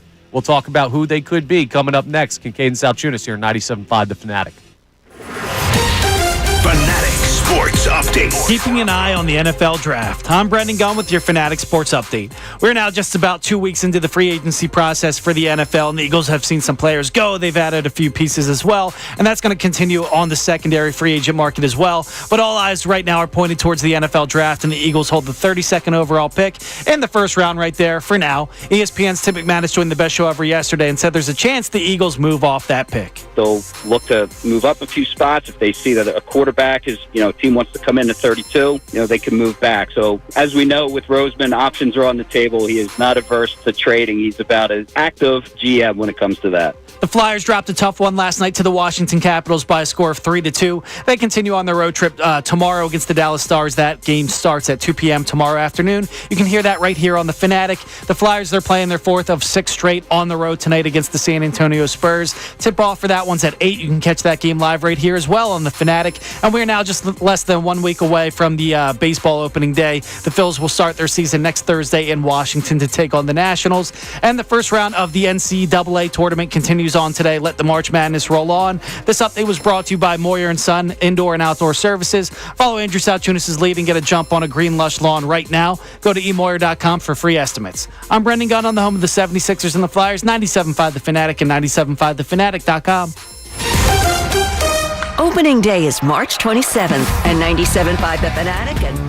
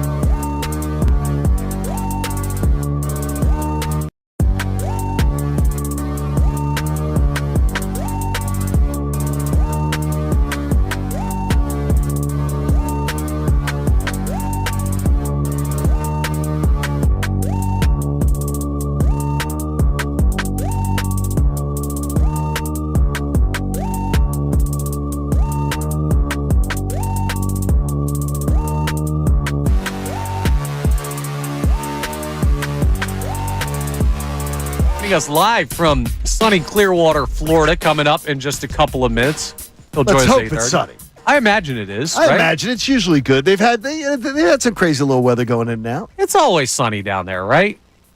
Oh, Not Philadelphia. exactly. Well, all right. That's There a we fair go. point. We could make an always sunny in Clearwater spinoff. It wouldn't be quite as good, but I'm excited to hear what Andrew Salciunas has to say about what he's learned on the Philadelphia Phillies, being down there, watching the team play, talking to a bunch of people. But I'm excited to hear what you guys have to say on this conversation. Which Philadelphia Phillies player can you predict to have the best season over their expected production this year? For example, if we're looking at Bryce Harper and what he did last year, where he hit like 30 bombs and hit 300, basically, you're looking at a situation where if he does that again, that would not be over expectations. It would be a great year. So I'm not asking you which Phillies player is going to have the best overall season. I'm saying, who are you looking at as this is what the fan base is expecting them to do, and my level for what I'm expecting them to do is raised compared to the average person or compared to what I thought it would be. So mine, I will tell you right off the bat, and I am bullish on this. I will put everything on this. I think it's coming. Bryson Stott is going to have an awesome year. Now, awesome year for Bryson Stott is probably batting what, 275, 280? I don't think he's going to bat 300. I mean, is it 255 hitter, maybe 254, something like that, like low. But he a little over 250 hit. He had a really bad year last year. He had a really good start to his career. And the thing that I look for... So you're going more towards like 280. Like you're saying 280? That's a good jump. 275 is where I'll set the line. Be a really nice jump. Here's why I think. Okay. Because so many guys we see have a rough year, and it's, well, this was bothering me. I had this injury. Or, I don't know, I just got to figure it out. I just got to stick with my approach. I know Phillies fans have heard that before. Definitely have. Bryson Stott had a very concrete reason as to why he was the way he was last year. He got caught between two approaches. He was trying to create offense, but he was also trying to still be, in part, the no step on two strikes, put the ball in play contact hitter that the Philadelphia Phillies, I think, more need him to be. He got caught up in an identity crisis of who he is as a hitter. And the fact that he talked about that, I think the Phillies have clearly recognized what the issue was. He needs to know he is a contact hitter first and foremost, because that's something this lineup does not have enough of. And if he gets back to that approach, the hand-eye is good enough for him to hit at that level, at the major league level. Can I get a little better on base percentage out of him? Absolutely. He doesn't need to. With his eye, I got to look. I'm sorry. What his OBP was last year? I don't have it off the top of my head. It wasn't good. No, but he did not have a good year last year. He also did have an injury that he was playing through. He pinched his elbow or something in Miami. Exactly. I love your pick. 315 last year on base. Yeah, I feel like the kid who did the group project and did nothing, because I wrote down Bryson Stott as soon as Connor said the question. And I feel I can't explain it as good as he just did, so we're all I'll leave it to him. buddy. We're all bullish on him. We're all bullish on what we think. I can't help shake the fact, just in my head, that we are going to, at some point this summer, have the show where everybody does the mea culpa to Alec Boehm and says, I'm sorry we ever suggested trading you. But the idea is 280. I think he hit 280 last year, 280, like 280 or higher. He may have gone higher last year. I don't know. He was in the 280 neighborhood last year. Yeah. And to me, Alec Boehm is a guy that I was itchy on the trigger finger there to say, I just have seen it too many times in this town. And I'm guilty of it too, where you're too down on a guy or too critical of a guy and you say, whoops, the light bulb goes off, they grow up mentally, and they show you what they think they always could have been. His season's going to go one of two ways, and it's very interesting. He's not going to be a guy that goes out and hits 265 and hits 15 home runs and has like 70 RBIs. He's either going to have another one of those 280, near 100 RBI seasons where we're like, oh, yeah, this guy is really that good, and we got kind of caught up in the narrative this offseason. Or he's going to let the narrative get to him, which is possible with what we've seen mentally from him, and it'll be a crash and burn year. Okay, so I pull it up here. Alec Boehm, do you know what he averages in home runs a year? I would say 14? 16. Okay, but that's a number I really would wish would be up. I think a 20 home run guy should not be a lot to ask. No, I don't think for so Alec either. Bohm. How about I think we're going to get it? I would love that. I think we're going to get it. The on-base percentage, though, too, is another thing, and I think it's a basis of the walks. He walks 43 times on a 162 average. Yeah. That's unacceptable. Yeah. That's what's got to get better with him. I feel bad for him because I think mentally, I don't know that I've seen a young player that gets in their head so bad. Right, and it's tough to watch sometimes. And then he breaks it. Yeah. Like we saw it. I mean, he was an all-star last year. Right. And then we saw him go back to doing the same stuff he was an all-star that had to be benched, and none of the players on the team said, what are they doing? Yeah, They knew he needed it. It'll be very interesting to see where he goes this year. Now, without further ado, let's go to the Comcast Business Hotline where our man Andrew Salciunas is waiting live from Clearwater. Andy, how's sunny Clearwater? Not sunny. What? It's kind of sunny. It's sunny. It's just 50 degrees outside, and it's not going to be that warm today. It's what? It's 50 degrees outside. Oh, no. Yeah, great last day, but today's Cooper's birthday. Oh, happy birthday, Coop. Yeah, so we're doing all the Coop stuff today, which means the aquarium. So it doesn't have to be nice outside for the aquarium. So we're doing that today and just doing whatever he wants to do for his big 3rd birthday. Oh, that's an awesome moment for him. Now, I'm sure you were listening to that conversation we were just having about the Philly this year that you could see most exceeding expectations. And Bryson Stott was a popular pick. John was just talking about Alec Bohm. Who would be your selection? I think JT Realmuto, because I think everybody's kind of just out on him. Like I don't think people expect much out of him anymore. And I understand why. He's an aging catcher whose offensive numbers have gone down the last 2 years. But with this lineup, I mean, I don't think they're asking him to bat 4th anymore. They shouldn't. Right? Like, they should probably have him bat toward the bottom of the order. And if he's batting in that 7th spot, and maybe he gets some more cookie fastballs, at the bottom of the order like that, I think JT Realmuto could be a guy where maybe the average is back up.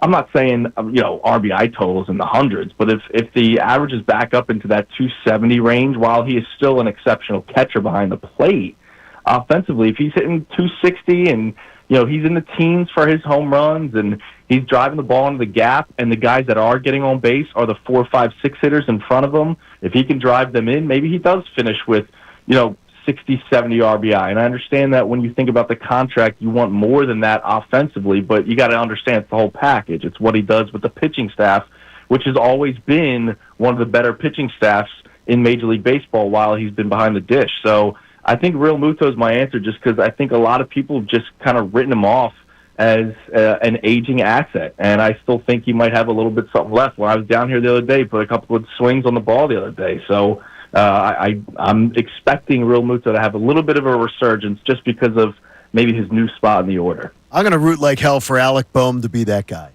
And for Alec Bohm, we talked about it a little earlier here, to tell everybody to shove it, that I can learn, I can develop, I can get better. And if that was to happen, I think this team's ceiling is completely different than maybe what some people are a little bit down after the last couple Octobers. Yeah, I mean, the only thing is, like, it's just still the power numbers that are so down. Now, look, I remember the three of us talked about this last year. Does it matter how the runs are driven in? Like, does it matter if it's a home run or if it's a single? It probably shouldn't. Like, RBIs are RBIs. But, I mean, his power numbers are just never going to be there. And I think we just have to expect that, which is why it's sometimes weird to see him in the 4th spot. But he is good with getting on base. The only problem is those first pitch swings. And that's what he lives by, right? Like, there was a story from spring this year when I think Christopher Sanchez and the two of them were just doing a live BP, and he swung at the very first pitch and hit a base hit. And he goes, "Did you really think I was going to take the first pitch?" So, like, that's just who he is. And the question is, can he eventually adjust? We talk so much about Castellanos and Trey Turner with the low and outside slider and how they can't touch it, but they can't keep their hands off of it. Does Alec Bohm get into a problem at some point this year? Because the book's out there. Everybody knows at this point that he swings at the first pitch. Is he not going to get that cookie first pitch? Is he going to get some stuff outside of the zone, and will he make a mistake because of it? And we've seen him make mistakes because of it. But when he's hot, I mean, we've seen him hit 2-3 knocks a game. And so, I still love his swing. It's just not prototypical for a 6'5" third baseman. And then really it comes down to the mentality. And he does pout. He's the Joel Embiid of the Philadelphia Phillies with the pouting. And he did it a lot in the playoffs last year to the point where he had to get benched. So he's going to have to not necessarily tell us that he can improve. He's going to have to tell his own teammates.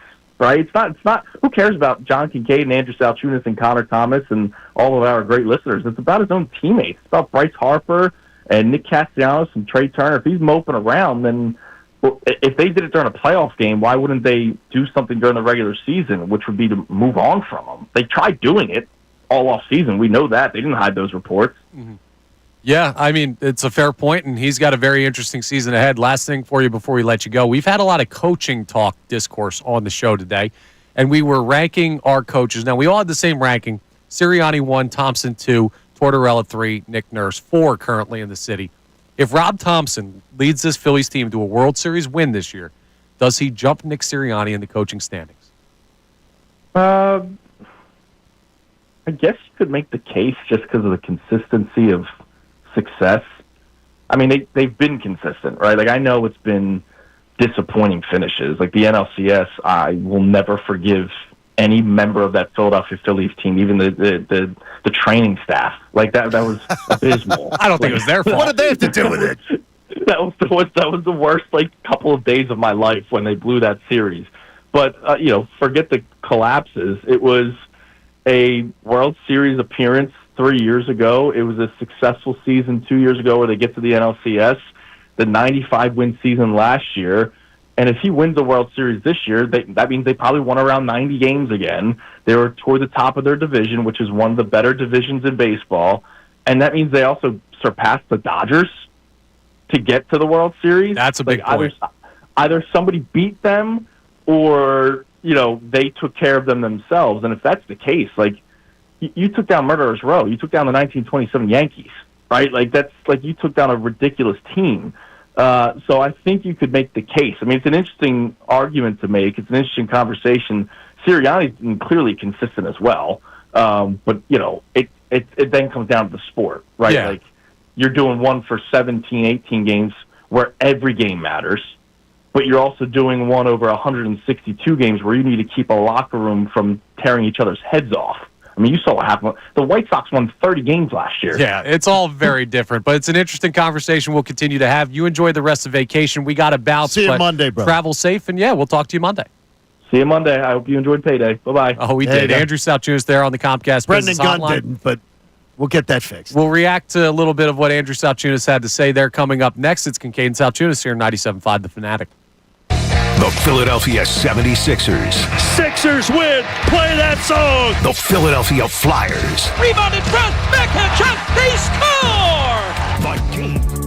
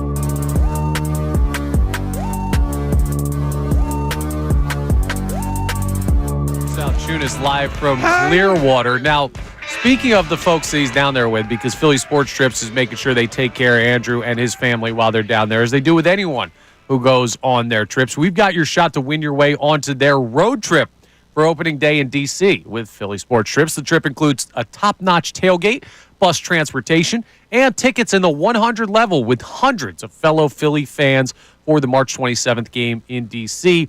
Enter for a chance to win on the contest page at 975thefanatic.com. From Philly Sports Trips, book your trip today at phillysportstrips.com. We cannot recommend them enough. Can't beat them. They do such a great job. I'll be there for game 2 next weekend, and Jeff from D.C. is going to be there. He's sitting like pretty much catty corner to us. Oh, that's I awesome. See Jeff from D.C. down. Tell him we all say hello. He'll be there. That'll be a great time, and Phillies baseball season is right around the corner. Of course, a lot with what we talked to Andrew Salciunas about was around the Phillies, and he had some interesting points on Alec Boehm's season. You know what? Alec Boehm is in for a very, very intriguing year because he is at a major crossroads in his career. The talent is undeniable. Dude was the all-star starter at third base last year in the National League. The numbers he puts up when you look at the back of the baseball card are impressive. But the way he does it is not typical of a third baseman, which always makes people a little bit wary of him with the lack of power numbers. And then the whole narrative this offseason, which was a fair one that existed based on his attitude shown during the 2024 season, has now led to the question of how long will he be with the organization for? Where is he at mentally? Can he overcome this to have big moments in the biggest moments? Because the postseason has always been a struggle for him. It was very interesting the way that Andrew laid it out, and I think that's where the fan base is with Boehm right now. I don't know. I'm trying to think of other players in the city that are in a similar spot. Can you? Yeah. I don't know that there is one. Where it's just like, yeah, the guy's talent is undeniable. Now, I guess you could, because Andrew called him, he's kind of the Phillies' Joel Embiid. But Joel Embiid's talent level is so superior to that of Alec Boehm when it comes to basketball. He is. I don't know that that's fair. First of all, I ain't no bitch. That's true. You are not. He's tough as anything. That we will always give him credit for. Always going to give him credit for trying. Yeah, but it's just... Well, how about this way? To fighting through some injuries at times. Yes. Absolutely. Taking off many nights. And I'll never if somebody had just been able to get him at the beginning of his career, say, you got to be a professional. Got to be a professional. Yeah. And it's set off on a wrong thing. And from everybody that I've been told, they blame it on the Sixers brass. Yeah, that's where I play. I blame it on a grown man taking an opportunity and not being responsible for himself. Well, I'm never going to blame somebody else. If you lounge it around and you're lazy and you're fat and you're doing all those things and you're not eating right and you're a pro athlete, don't blame it on anybody else but that guy first. He gets it first. I guess. He's primary. No, not I guess. He's the one who shoves the food in his face. He's the one who lays around playing video games. They get the primary blame.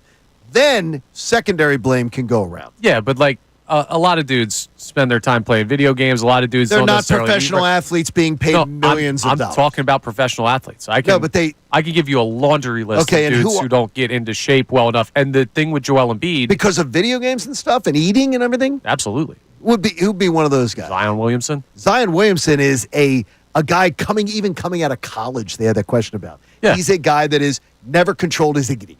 He's never controlled his eating. Exactly. There are plenty of other people in the history. Here's my thing with Joel Embiid.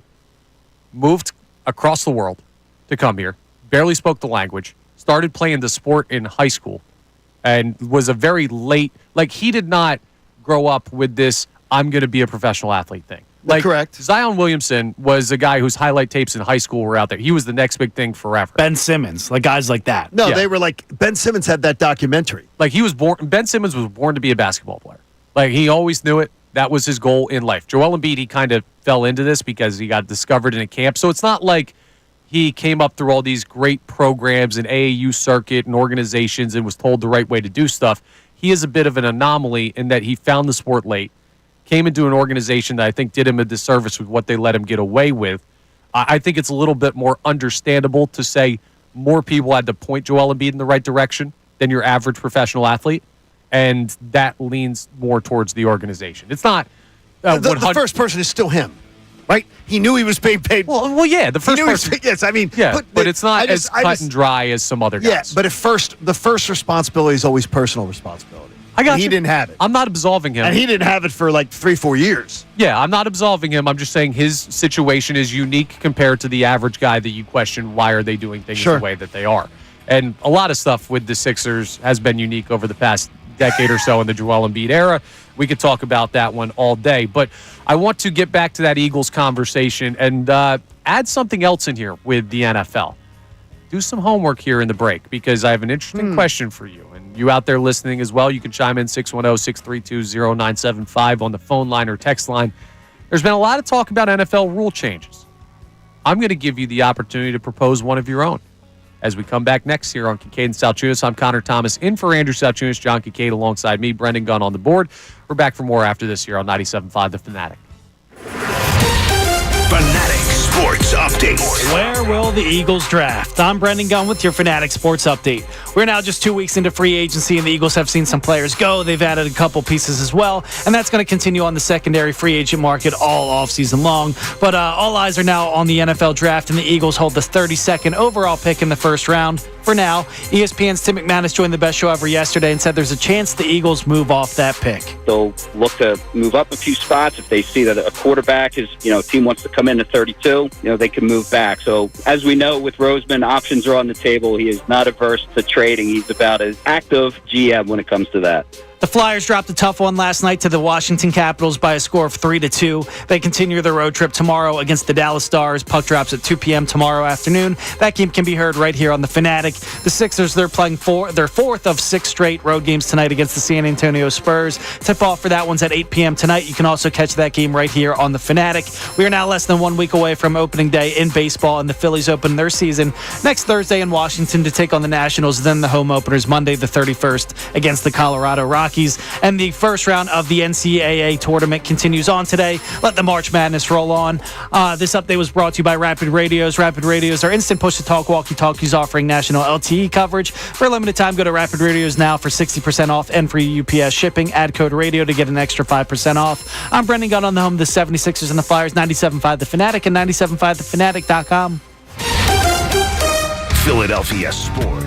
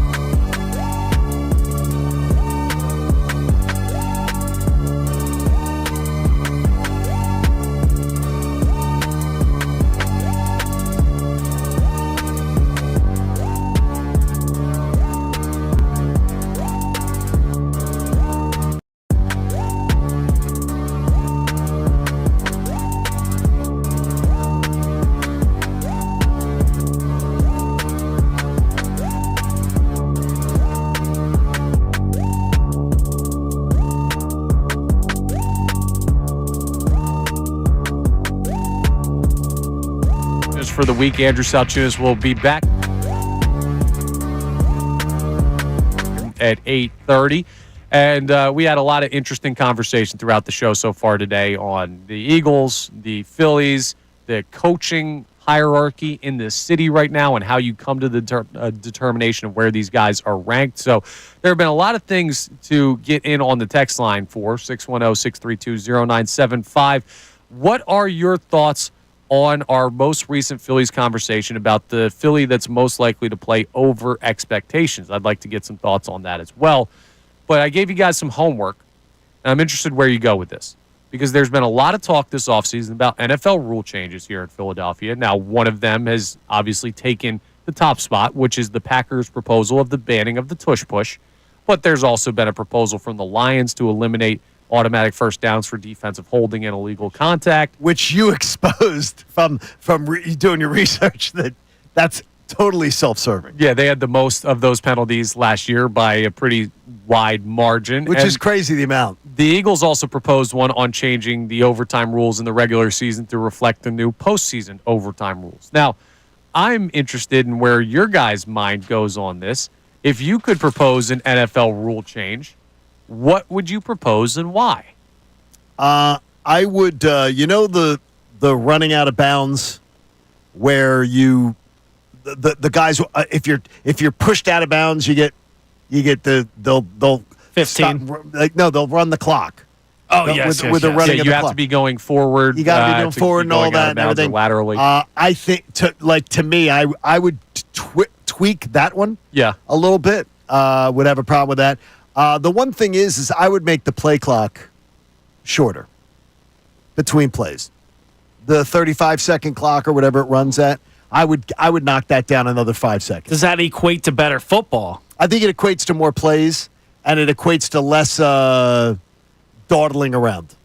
I would like to see, sort of like baseball sped up their game a little bit. Yeah. I'd like to see it sped up a little bit. 5 seconds. Just 5 seconds there would be fine. I don't hate that. Mine I would go to, most penalties you shouldn't be able to review because they're subjective. Face mask, that's not subjective at all. You either grabbed it or you didn't.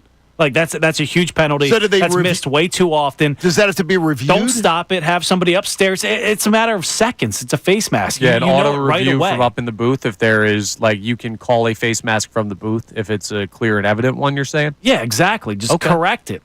That's not something that should go unnoticed. Most of the time when they miss it, it's blatantly obvious it's a face mask. Okay, now wait a minute, though. Because here's where you get into trouble. Is it the ball carrier gets a face mask? Because I'm going to tell you, on many, many plays along the offensive line, there is plays where somebody could call a face mask.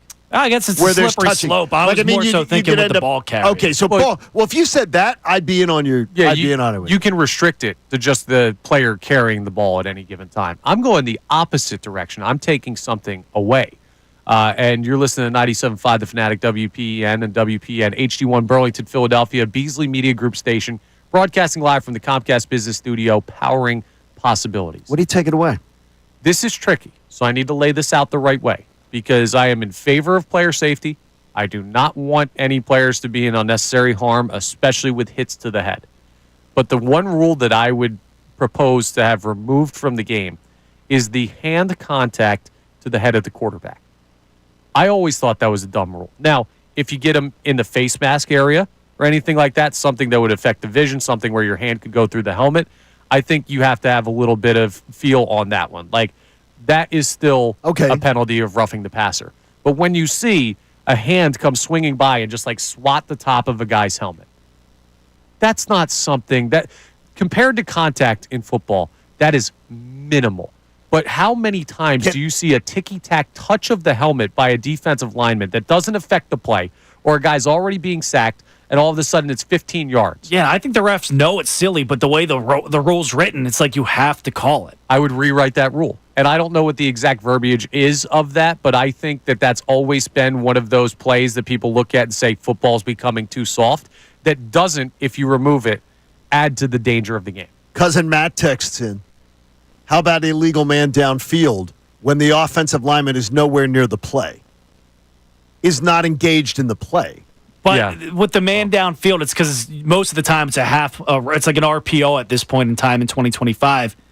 if you allow them to go downfield, then you can throw everybody off with that, even if they're not down the play. But if they're not even on the Well, so here's what I do. This is the next level thinking, right? That's because you're a next level thinker, of Connor. a stupid Madden player or someone who played like pickup football. You know what I do is I'd run all my linemen downfield to the left, like tackle, guard, go crazy, go way down the field left, and then I just throw run some reverse play. Run some lateral like you were play doing to a get counter, to the other side. and you fake a counter, and all the linemen go out left, and the play is actually outright. Yeah, because for screens, it would be really, really hard to work on to. It would work for the RPO, but for the screens, if you run screens to both sides, it'd be impossible. Well, that seems like, that seems like a totally self-serving Eagles one. Because the they get called on it. Eagles continually get called on it and don't learn about it. What about that onside kick? They're getting rid of that, right? I hate you the had whole to report the onside kick. I think they're forgot already to doing mix it. that. They should get I want kickoffs to return. It won't because they want to go.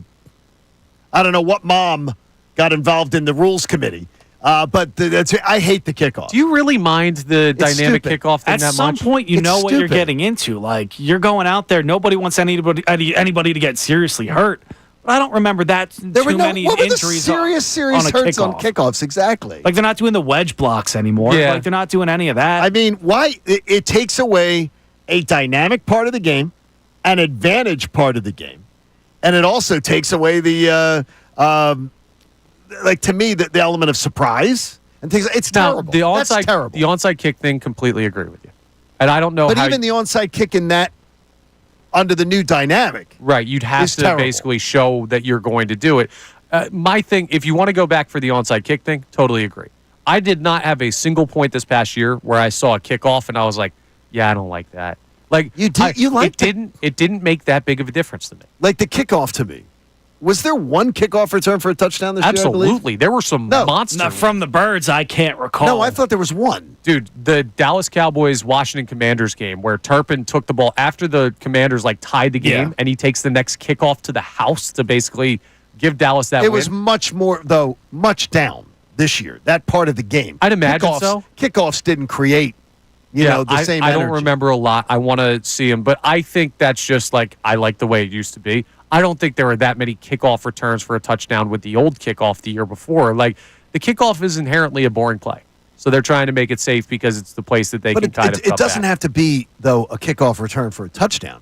It can be a kickoff return to the 42-yard line. Yeah. It could be a kickoff return to change his field position. I didn't that creates notice it. this generate. I thought it was it's boring as hell. Like, to me, it's just it's like It takes away an element of the game. the players go through the motions. I have no idea. And when they talk about player safety, what's the play? Like, we don't have, again, they had more injury data. Like, they don't have anything on the tush push. But the injury data was soft Yeah, I got you. on the injuries. I think they're just trying to tie up everything that they can in the modern game. Then why punt return? That's more dangerous. That's much more dangerous. I don't know what your alternative to that is. Well, that's what I'm saying is that You can change the kickoff. I don't know how you change punt coverage. Like, that's something for See, someone now- smarter than me. I wanted the rule back in the day where you would there was what was it when you were down, instead of an onside kick, you could step up there and you could take a 4th and 20. Yeah. I And hate you could it. say, "I love it." Here's another thing I would Because change. better than that onside kick, which is hardly ever anything. Exactly. I like that better. You should get unlimited challenges until you get one wrong. I love that one too. Okay. Like, if you're correcting something that had no business being corrected in And the then first you get place, it wrong, you're done. You're But done. You take away. How about this? What if they took away the challenges for the rest of the game? If you challenge twice and were wrong, Yeah, you're done. You don't You're get done. in the second half. Yeah. you're done. I don't hate that and giving more opportunity to coaches because I'm anti-official in a lot of stuff. I think they don't do as good of a job as they should be for the position that they have. That's just one man's opinion, and I don't think that's Eagles related. I think that's sport related, and I think that's outside the NFL as well. So on the text line, the phone line, 610-632-0975. Would love to hear some other suggestions from our listeners on NFL rules that you would propose with all of this conversation going on. And we've been having other conversations throughout the show. Brendan, what do we have on our text line? Yeah, we got Big Leo checking in. This is a Big Leo. Big Leo, yes. This is a crazy one. No field goals or extra points until the last 5 minutes of each half. We'll have to score touchdowns and have to go for 2. It sounds like a Tyrone Johnson. Is Tyrone Johnson Big Leo? He hates doesn't the like, kickers. He absolutely does not like the kickers. Yeah, I mean, listen, if we were building a league from scratch, if we were doing the XFL, That's a great XFL idea. It's never going to happen in the NFL. We have to be a little bit realistic with this one, guys. It's funny, but I've said it before. Liv's High School, Coach Chadwick, one of the most winningest high school coaches in the entire country, let alone just Georgia. I think he's second in Georgia history. He played in the NFL. He never punts. I mean, he'll never kick a field goal ever within the 20-yard line. They go for it, 4-down territory, inside the red zone. It's 4-down territory, and it's the Maris thing. They will not kick a field goal. Dude, I kicked for my freshman high school team. I think I kicked 2 field goals, and that's counting extra point. But inside the 20, though. Some schools anywhere. These schools kicking now, though. They'll kick longer. Some will, some won't. I mean, listen, it's not an NFL thing. It's cool for high school or a lower level college team, but we'll be more realistic with these rule ideas for what could be instituted. Now, coming up next, you have a question about one of my favorite Phillies. One of the guys that I defend a lot on this program here. He is one of your favorites. You have a question on Brandon Marsh that we're going to get into. Yep. We will tell you what that question is next, and I'll have to fight for his honor once again, I assume. Not necessarily. Ooh, okay. Not necessarily. Well, maybe not then. It's Kincade and Salciunas here on 97.5, The Fanatic. 97.5 The Fanatic's Knockout Tournament is your chance to shoot.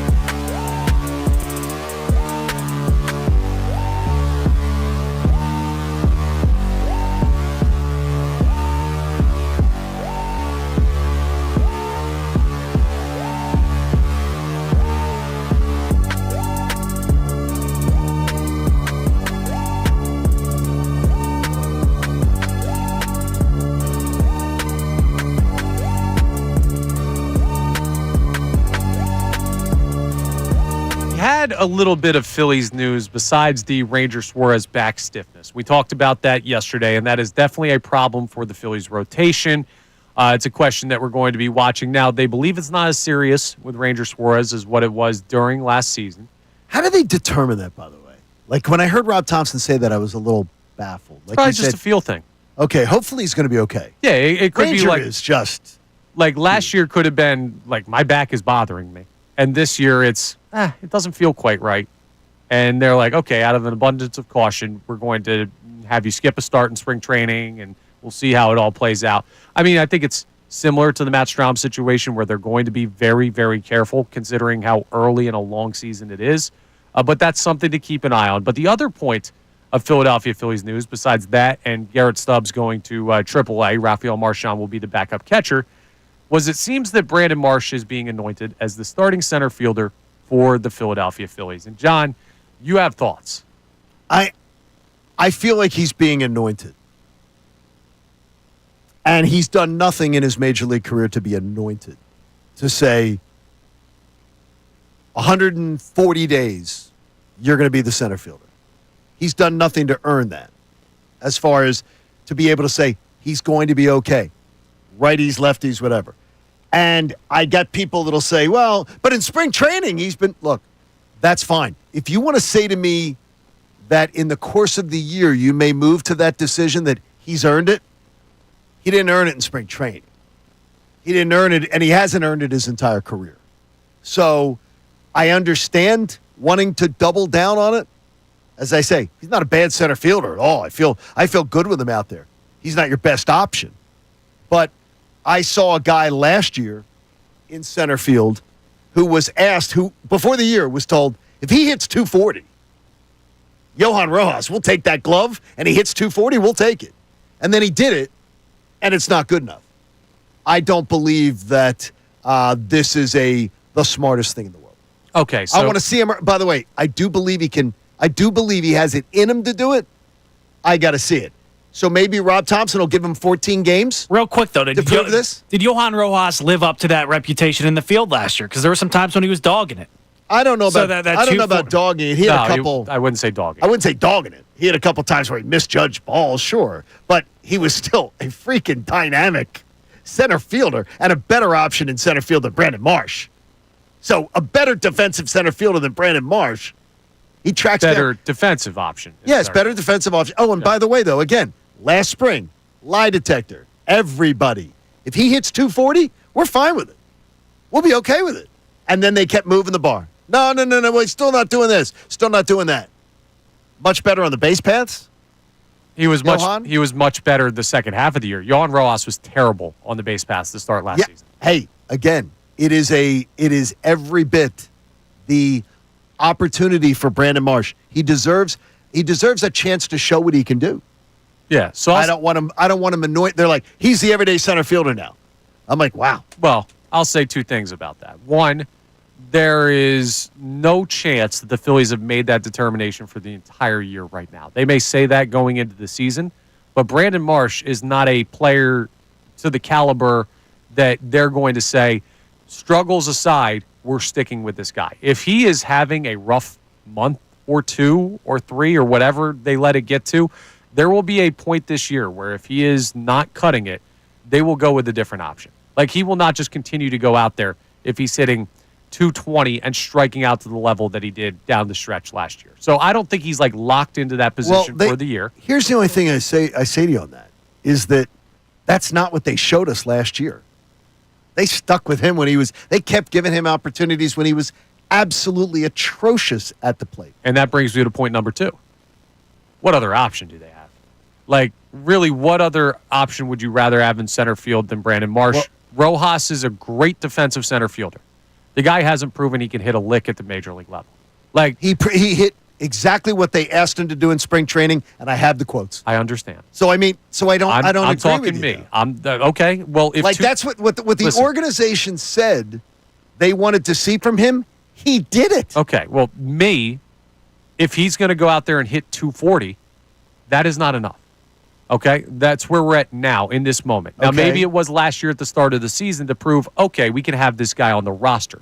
But for him to start in center field over Brandon Marsh, who has some sneaky good numbers when it comes to what he's able to do offensively. The strikeouts are the eye-catching thing. But the other numbers that you look at, and people are going to roll their eyes, but things like exit velocity and everything like that, the deeper statistics really like Brandon Marsh, whether you buy into those or not.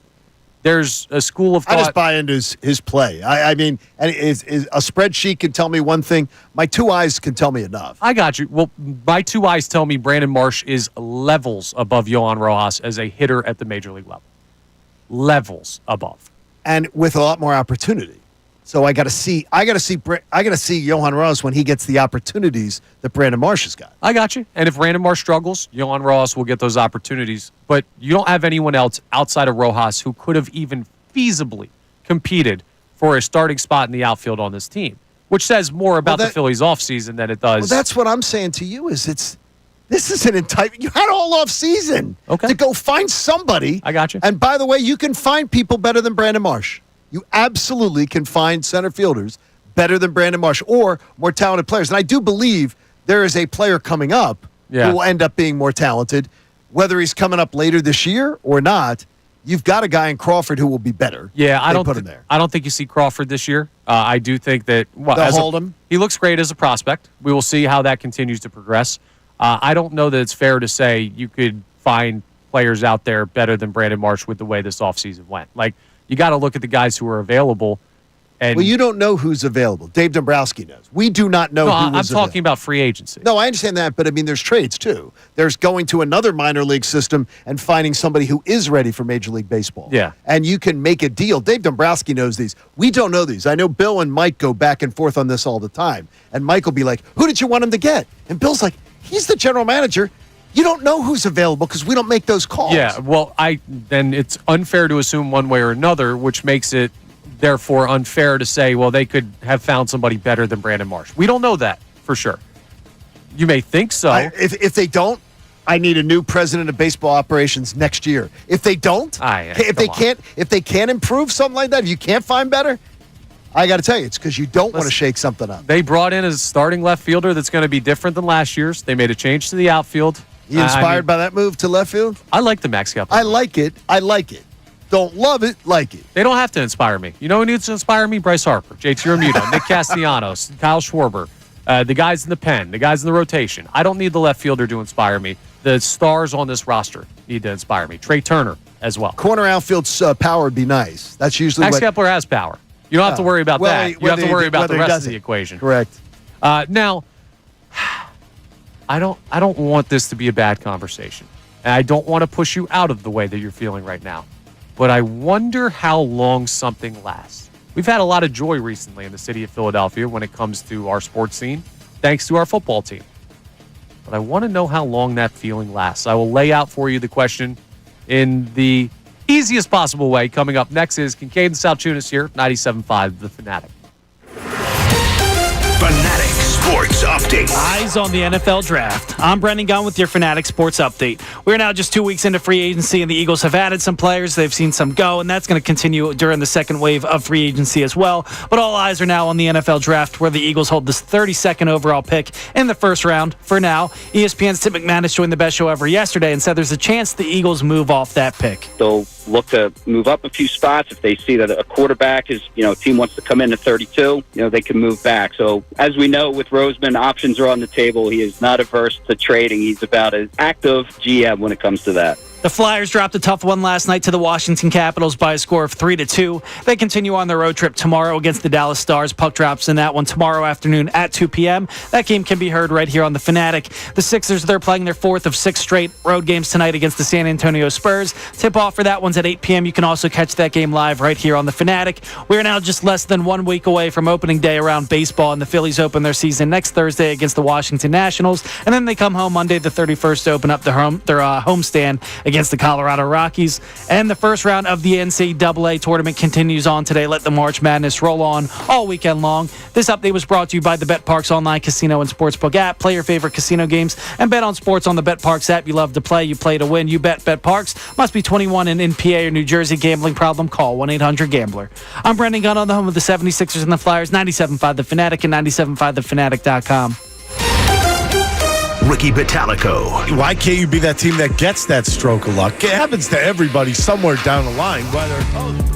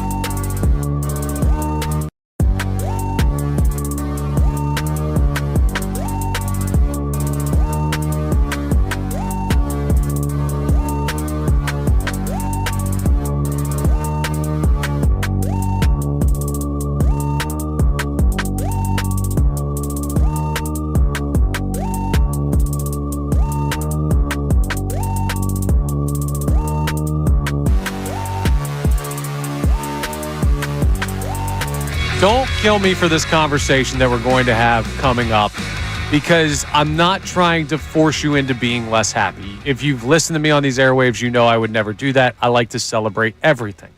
But I have a question about your mentality when it comes to the Super Bowl victory by your Philadelphia Eagles and how long that thought will linger with you for. So I'll explain a little bit more coming up, but I do want to let you know about the Fanatic Deal of the Week.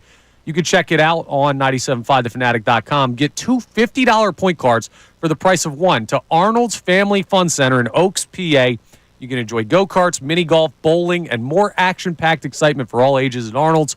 You're getting basically 50 free bucks to it. Arnold's. And you get this exclusive offer while supplies last at 975thefanatic.com/deal. So go ahead and check them out. Weather's getting nicer. It's a great time to get outside with the kiddos and do that. Now, this Super Bowl conversation, I want to know, how long does the glow of the Super Bowl stay with you for? And I'm talking about top of mind. I know that we're not just going to forget they won the Super Bowl by September or by 5 years from now or 10 years from now. I'm going to remember that Super Bowl for the rest of my life. Yes. And I know Eagles fans are in that boat with me as well. But I'm talking about top of mind. If an Eagles fan told me right now, it's still their number one resting sports thought. When you close your eyes and the first sports thought that comes to your mind is the Super Bowl, I would totally understand that. But I wonder when comes the point where it's not top of mind. I got a redesign down in the Kincade. I have one section of the wall that is Super Bowl champions. Mm-hmm. Now I have to add to it. So purchased a couple small pieces. Got some a framed art the night we were at the Philly Sports Trip piece. Oh, nice. The Saquon Barkley in the snow piece of art, which is just amazing. Christina got that in a frame. So I have to redesign that. So the pieces are coming for the wall today. She goes, your stuff's coming. So I'm like, okay, I got to reimagine the wall because now I have two Super Bowls to celebrate. Yeah. That's freaking amazing. It's absolutely awesome. Amazing. And it is. It's top of mind. Yeah, I'm not telling anyone to move on. It's never going to be. And I'm telling you, it made me softer the first one. I'm worried now. I'm really worried now. Because I definitely got soft after the first one. Yeah. As far as just going, well, they lost today. That sucks. But, they did win the Super Bowl last year. Hey, maybe now they've won two. But now we're creeping up on Washington. You win another one, you're tied with them. You're not in the bottom of the basement anymore. You still got places to go, people to see. Yeah. Don't get too soft with it. Yeah. Numbers to make. Now, I wonder how much of this has to do with the next successful team in Philadelphia. And I'm not talking about a championship, but in the wake of the Super Bowl, we know what's been going on with the Sixers and the Flyers. They have not exactly given us a follow-up to the Super Bowl that is carrying the level of attention that those teams could. The funny thing is the Flyers did exactly what I wanted them to do. Is this year have the young guys who are going to stick around play meaningful hockey to where they were 500 when I got on a plane to go to Jamaica. And now the bottom's falling out when you got rid of a bunch of their veteran players at the trade deadline, which is what I wanted Danny Briere to do. Yeah, to help with the draft pick. I'm not saying this is not a Sixers and Flyers are doing something wrong conversation. But I don't need to me, the glow. Yeah. The Phillies one is the one that I'm going to need to sort of move me off. Well, that's what I'm saying. It was never going to be. Me off it. Yeah, it was never going to be the Flyers and Sixers where they were at in their season when the Eagles won the Super Bowl. But I wonder how many people will the Phillies take precedence over that. Will they not immediately, but once the Phillies really get rolling and we see, let's say they get off to a hot start. I think so. I think there will be a point, good or bad, where the expectations of this Phillies team are so high. You'll ask somebody, if we get to mid-April and I ask somebody in this city, if I'm just walking down the street and I'm like, first sports thought that comes to your mind. Right now it'd be, go Birds, 40-22, Eagles won the Super Bowl. I think there'll be a point in April where it'll be like, can you believe they let Taijuan Walker make 2 starts? Is Bryce Harper having an MVP season again? I think there will be Phillies narratives that will push this out from the top of mind. That we're going to stop thinking about the Super Bowl. But I wonder if people consider that just it's time to move on to the next thing, right? Not leave the Super Bowl behind. I don't believe it. No, you think it's going to be top of mind? No, because I think the Phillies' regular season wins have been a little empty calorie. So now it's going to be a lot of people will do that terrible wait for the playoffs thing. Yeah. They'll enjoy the year, but no regular season wins are going to be able to eclipse Super Bowl. But it could be a negative replacement, too. Like, there is a point where the fan base has gotten with the Sixers and Flyers where we're verging on or maybe at apathy, especially if we just look at these seasons in a vacuum, right? Maybe not the organization for either of those teams, but no one's looking at these teams' playoff chances and saying anything's going to happen there. So I wonder if, even in a negative sense, if you get pissed off about something with the Phillies, if that's your first thought when you wake up in the morning sports-wise, if that replaces the Super Bowl. Brendan, you have an interesting mind. What are your thoughts on when you could potentially see that Super Bowl glow start to fade? I think it's going to come, and it's not going to come until about July. Like when they go back out to camp and we start gearing up for the second run, a repeat run, that's when it's going to go away. I don't think the Phillies can do anything to it because, like John said, there's nothing they can really do unless they absolutely crap the bed where it's going to ruin my day, and I don't see that coming. So they couldn't do anything in the regular season that's going to make me move off that glow. Yeah, October would come, but at that point, the Eagles are already there. So the Phillies couldn't change my mind on the Eagles. The Eagles are going to be doing that already. So if the Eagles are playing well and the Phillies crap the bed in the postseason again. Yeah. So the only team that could kind of take you off of the thought of the Super Bowl top of mind when it comes to sports is once you get to the point with the Eagles where you say it's time to get after it again. Yeah, exactly. Once I turn the chapter completely onto the 2025 I don't think you're alone in that, dude. There's nothing the Phillies regular season is going to do unless they win eclipse the. Yes, unless it's the total negative. Well, no, it's not eclipse, but it's just like more present in mind. Like the Sixers and Flyers, realistically, should be more top of mind to us right now because they're in the midst of a season. But because of where those seasons are at, like I'm not saying you forget about the Super Bowl. I'm saying just like your first immediate but eclipse thought. it. I think that the Super Bowl has to take precedence. Yeah, World Series, even the win, would not eclipse it. We would still think Super Bowl first, and then it would be World Series after. When we talk about like what we're most excited about. But if the Eagles did win if the Phillies did win the World Series, it would be grab top of mind. Yeah, for sure. It would absolutely grab top of mind. It wouldn't make you it wouldn't make you like the Super Bowl any less. If Bryce Harper gets a ring, I think that's as close as you can get from any other team to maybe not topping, but getting equal to an Eagles Super Bowl. Like Bryce Harper is so beloved here, and it's weaning off a little bit because people are frustrated. But if he goes out there and wins it this year, people love Bryce Harper. He delivers on everything he was promised to us. I think that would be close to an Eagles Super Bowl, as close as you could probably get in Philadelphia. Yeah, that would certainly be. I'll tell you what. I think a Joel Embiid finals, which is like a crazy, crazy thing. But if Joel Embiid was ever to lift the Larry O'Brien in Philadelphia, could you imagine the reaction to that? Like, that would be another one. Prayed in June. Now, that one is just, like, that's an insane thought for where we are in the moment. But and I think it's also would never eclipse the Phillies. It would never come close to the Phillies. I think with the years and what the Sixers organization went to, if they were to win one with Embiid, I think it would have a chance. Embiid is a little bit more polarizing, though, whereas everybody loves he's polarizing because it doesn't win when he matters most. But I think people have soured on him, though. I don't think people have soured on Bryce Harper. Yeah, but guess what makes you come back around? Nobody sours on the guy if he wins a finals. That flips everybody into his camp. The popularity of the sport does play into it. That's the Sixers are never going to be the top of mind for everybody in the city, number one over in today's era and where we're at, over the Phillies or the Eagles. Now, over under, the Phillies play 81 home games. Okay. How many of those 81 home games are you going to be able to, on the TV broadcast with our friends over at NBC Sports Philadelphia, hear an audible Eagles chant? Oh, I'll set the line at 75.5. I hate that. I don't like it. I don't like it either. But I do chuckle. If the Phillies game is bad, it does sound funny. Even if it's good, let them all know we won the damn Super Bowl. I love it. And you're going to hear it a lot. You've already heard it at Sixers and Flyers games. It's only going to continue. The Kincade Salciunas show is only going to continue. We've got our key three coming up next. And I also want to hear this about a huge advantage the Phils may have heading into their early season schedule against a division opponent. So plenty more to get into here as we get ready to head into our final segment of Kincade and Salciunas. I'm Connor Thomas in for Andrew Salciunas. John Kincade to my left, Brendan Gunn on the board. We're back for more after this here on 97.5 The Fanatic. We want to hear from you, so text us at 610-632-0975. You text every day, so why not?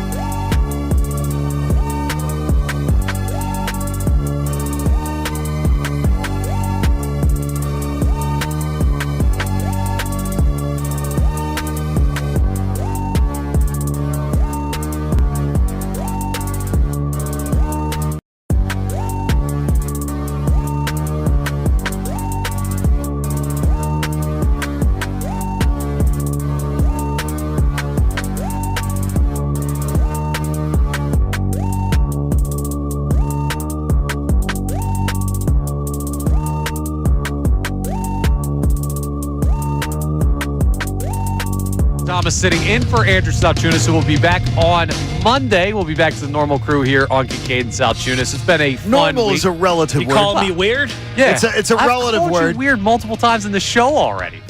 Thanks for listening. Real quick before we get into this Phillies conversation about why they may have a jump on a team in division, I got to defend my guy Bill Colarulo, who's going to be out there sitting in the main What chair. happened with Bill? So Bill got into an argument apparently on air. I think he said yesterday about if he could win the Masters if he started on the green and everybody else had to play the actual hole. He could not. Oh, you're in.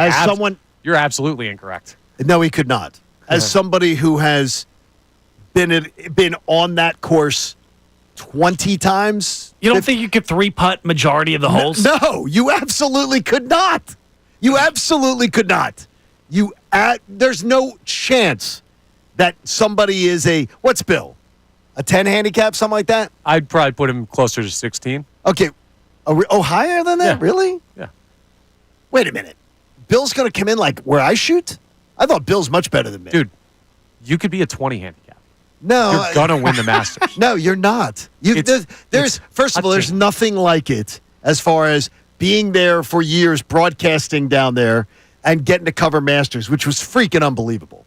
First of all, people don't realize how rugged that course is to walk, which is a real hard part of it. But the putting, they will put balls during the practice rounds. People will always love to see it. And the gallery will be at the practice rounds. And they'll get, like a Phil Mickelson would do it. Tiger would do it sometimes. They'll put a ball and they'll pull a kid or pull a guy out of the crowd. And they'll let them take a shot. And they'll put it on the green and they'll just see where they can put it. The people that I saw, 80% of them couldn't keep the ball on the green. When they putted it, they ran it off the green constantly. But everybody knows people that work at a sports radio station are athletes. Well, guess We're what? talking I about will tell just you right us. now, absolutely not. I'm going to tell you 1,000,000,000%, and I win running away. No, you wouldn't win running away with it, Connor. I'm shooting No. better than 20 under in 4 rounds only putting. Absolutely. But I've got to defend my guy, Bill. I think he's absurd. absolutely correct. That's absurd. He both fought of the you. good fight yesterday. I'll fight the good fight today.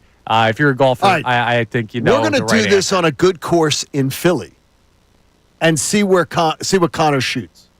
Okay. Now, you got to but they're not going to put it in an advantageous spot for you. I don't They're going to care. put it on the fringe of the green, somewhere along the fringe of the green, and let you putt out. You think Marion will sponsor it? Let us get out there for free. Connor has to putt. We get to play I the don't know. course. I'd love to absolutely see it. If you're going because to let me 5 putt for par, I'm beating most people on this planet. the thing is there are going to be many holes where you are going to walk off and 5-putt at Augusta and say, "Damn, that was good." Set up for the Masters. This is not set up for the rest of the year. I like the conversation. I think it's significantly easier than people give it credit for. Good. But that is just me, and we know my opinion on stuff and my abilities. Guys are in nuts. my history with this. Well, Bill's sports talk nuts station. too. He's got some of your nuts. Bill's to him. right. Anyone No, who he's doesn't think not. this is possible is nuts. He's But you think that there may be a very interesting start for the Philadelphia Phillies compared to a division rival based on schedule. I think it's, how about this? Remember I said the Mother's Day thing. I got to remember this for Andrew. Yeah. That Mother's Day, if the Phillies aren't in first place after Mother's Day, I don't think they'll win the division, which is a very bold call. But I think there are advantages built in for them. All the home games, the easier schedule that they've got. But for a division opponent in the Braves, the Phillies are going to play the Braves in their their 4th series of the year at the Braves. The Braves will not have Strider and will not have Acuna. They're 2 best players. Right. You've got a chance there. When you only play a team 13 times, you got to sort of beat You need up on those. And the Braves open up 4 at the Padres, 3 at the Dodgers, where they don't. That's 2 Strider starts they don't get, and that's 7 Acuna games they don't get. And then they play the Marlins at home, then they play the Phillies. This is a critical opportunity, Connor, for the Braves to not be buried, but to put a little distance between you and the Braves to start the year. And meanwhile, you open Nationals, Rockies. Then it gets tougher. Then you have Dodgers as a huge series, but the Braves will have already played the Dodgers. Right. So that should, and the Braves will play the Dodgers in LA. You So get that them should be at an the bank. advantage for you. And then at the Braves, you'll have an opportunity to walk off the field on April 10th, and maybe you could be up maybe you're up 4 games on the Braves. Yeah. You know what's going to piss me You're off? going to need that. And that's a great breakdown of why the Phillies need to get off to a hot Good start, and yes. if they do, it could put them in a really good spot compared to the Braves in the division. What's really going to piss me off is the tweet that I get that I know is coming. What's coming? When they lose 2 out of 3 to the Dodgers in that series, and I get the tweet in April, like early April, see, this team can't compete with the Dodgers this season's a wash. Because that tweet's coming.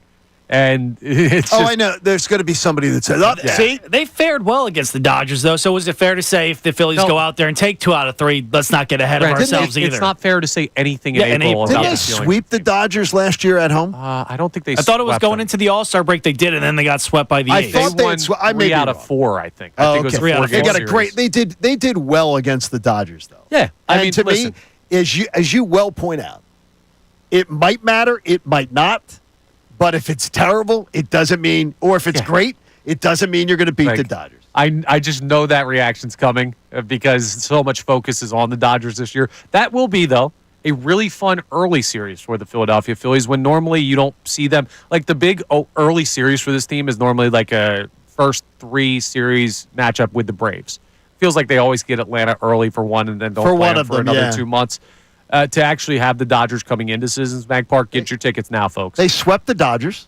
Oh, did they? Last year. Swept the Dodgers at Citizens Bank Park and then went and won 2 out of 3 in the second half of the season. That's what it was. Yes. Remember, they lost that series to Oakland after sweeping the Dodgers heading into the All-Star break. Baseball's weird, They man. had the Oakland A's coming in, and they lost 6-2 and 18-3 to the Oakland A's leading into the All-Star break. Yeah, and we just wiped that one. A We're just like, harbinger of things to come. Just get to the All-Star break. Yeah, I mean, but the Phillies beat the Dodgers and swept them. Yeah. Wheeler, Sanchez, Nola. Any given series, man. And the Phillies weren't far off them, but like you just see a lot of stuff goes on over the course of a season that you have to evaluate whether or not it really, really matters to the ceiling of the team. Now, something that really, really matters to us here at Kincade Salciunas to make sure you hear the best 3 minutes of what we talked about is the Kincade Salciunas Key 3. Now, the Kincade Salciunas Key 3. Today's best. They have a lot of positions locked down.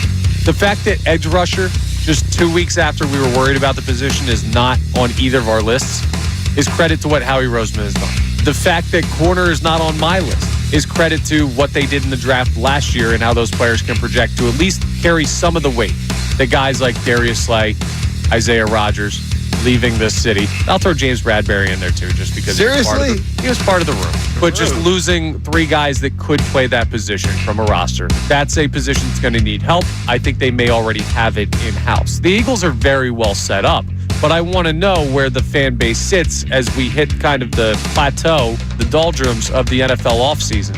Where are you when you look at the Eagles and say this is what they still need to do? Like when I hear Sidney Brown's name and I hear Keely Ringo's name. Now I've watched Keely again since he was recruited at Georgia. I'm rooting like hell for him. It sounds like people are just going to rubber stamp because of things that have happened in the past. This coaching staff can make these guys work. I got to see a lot more to believe. I mean, I got to see a lot more from both of them. And Sidney Brown, to me, it's feast or famine. Here's the thing. Vic Fangio's track record in this city, this current form, is 1 year.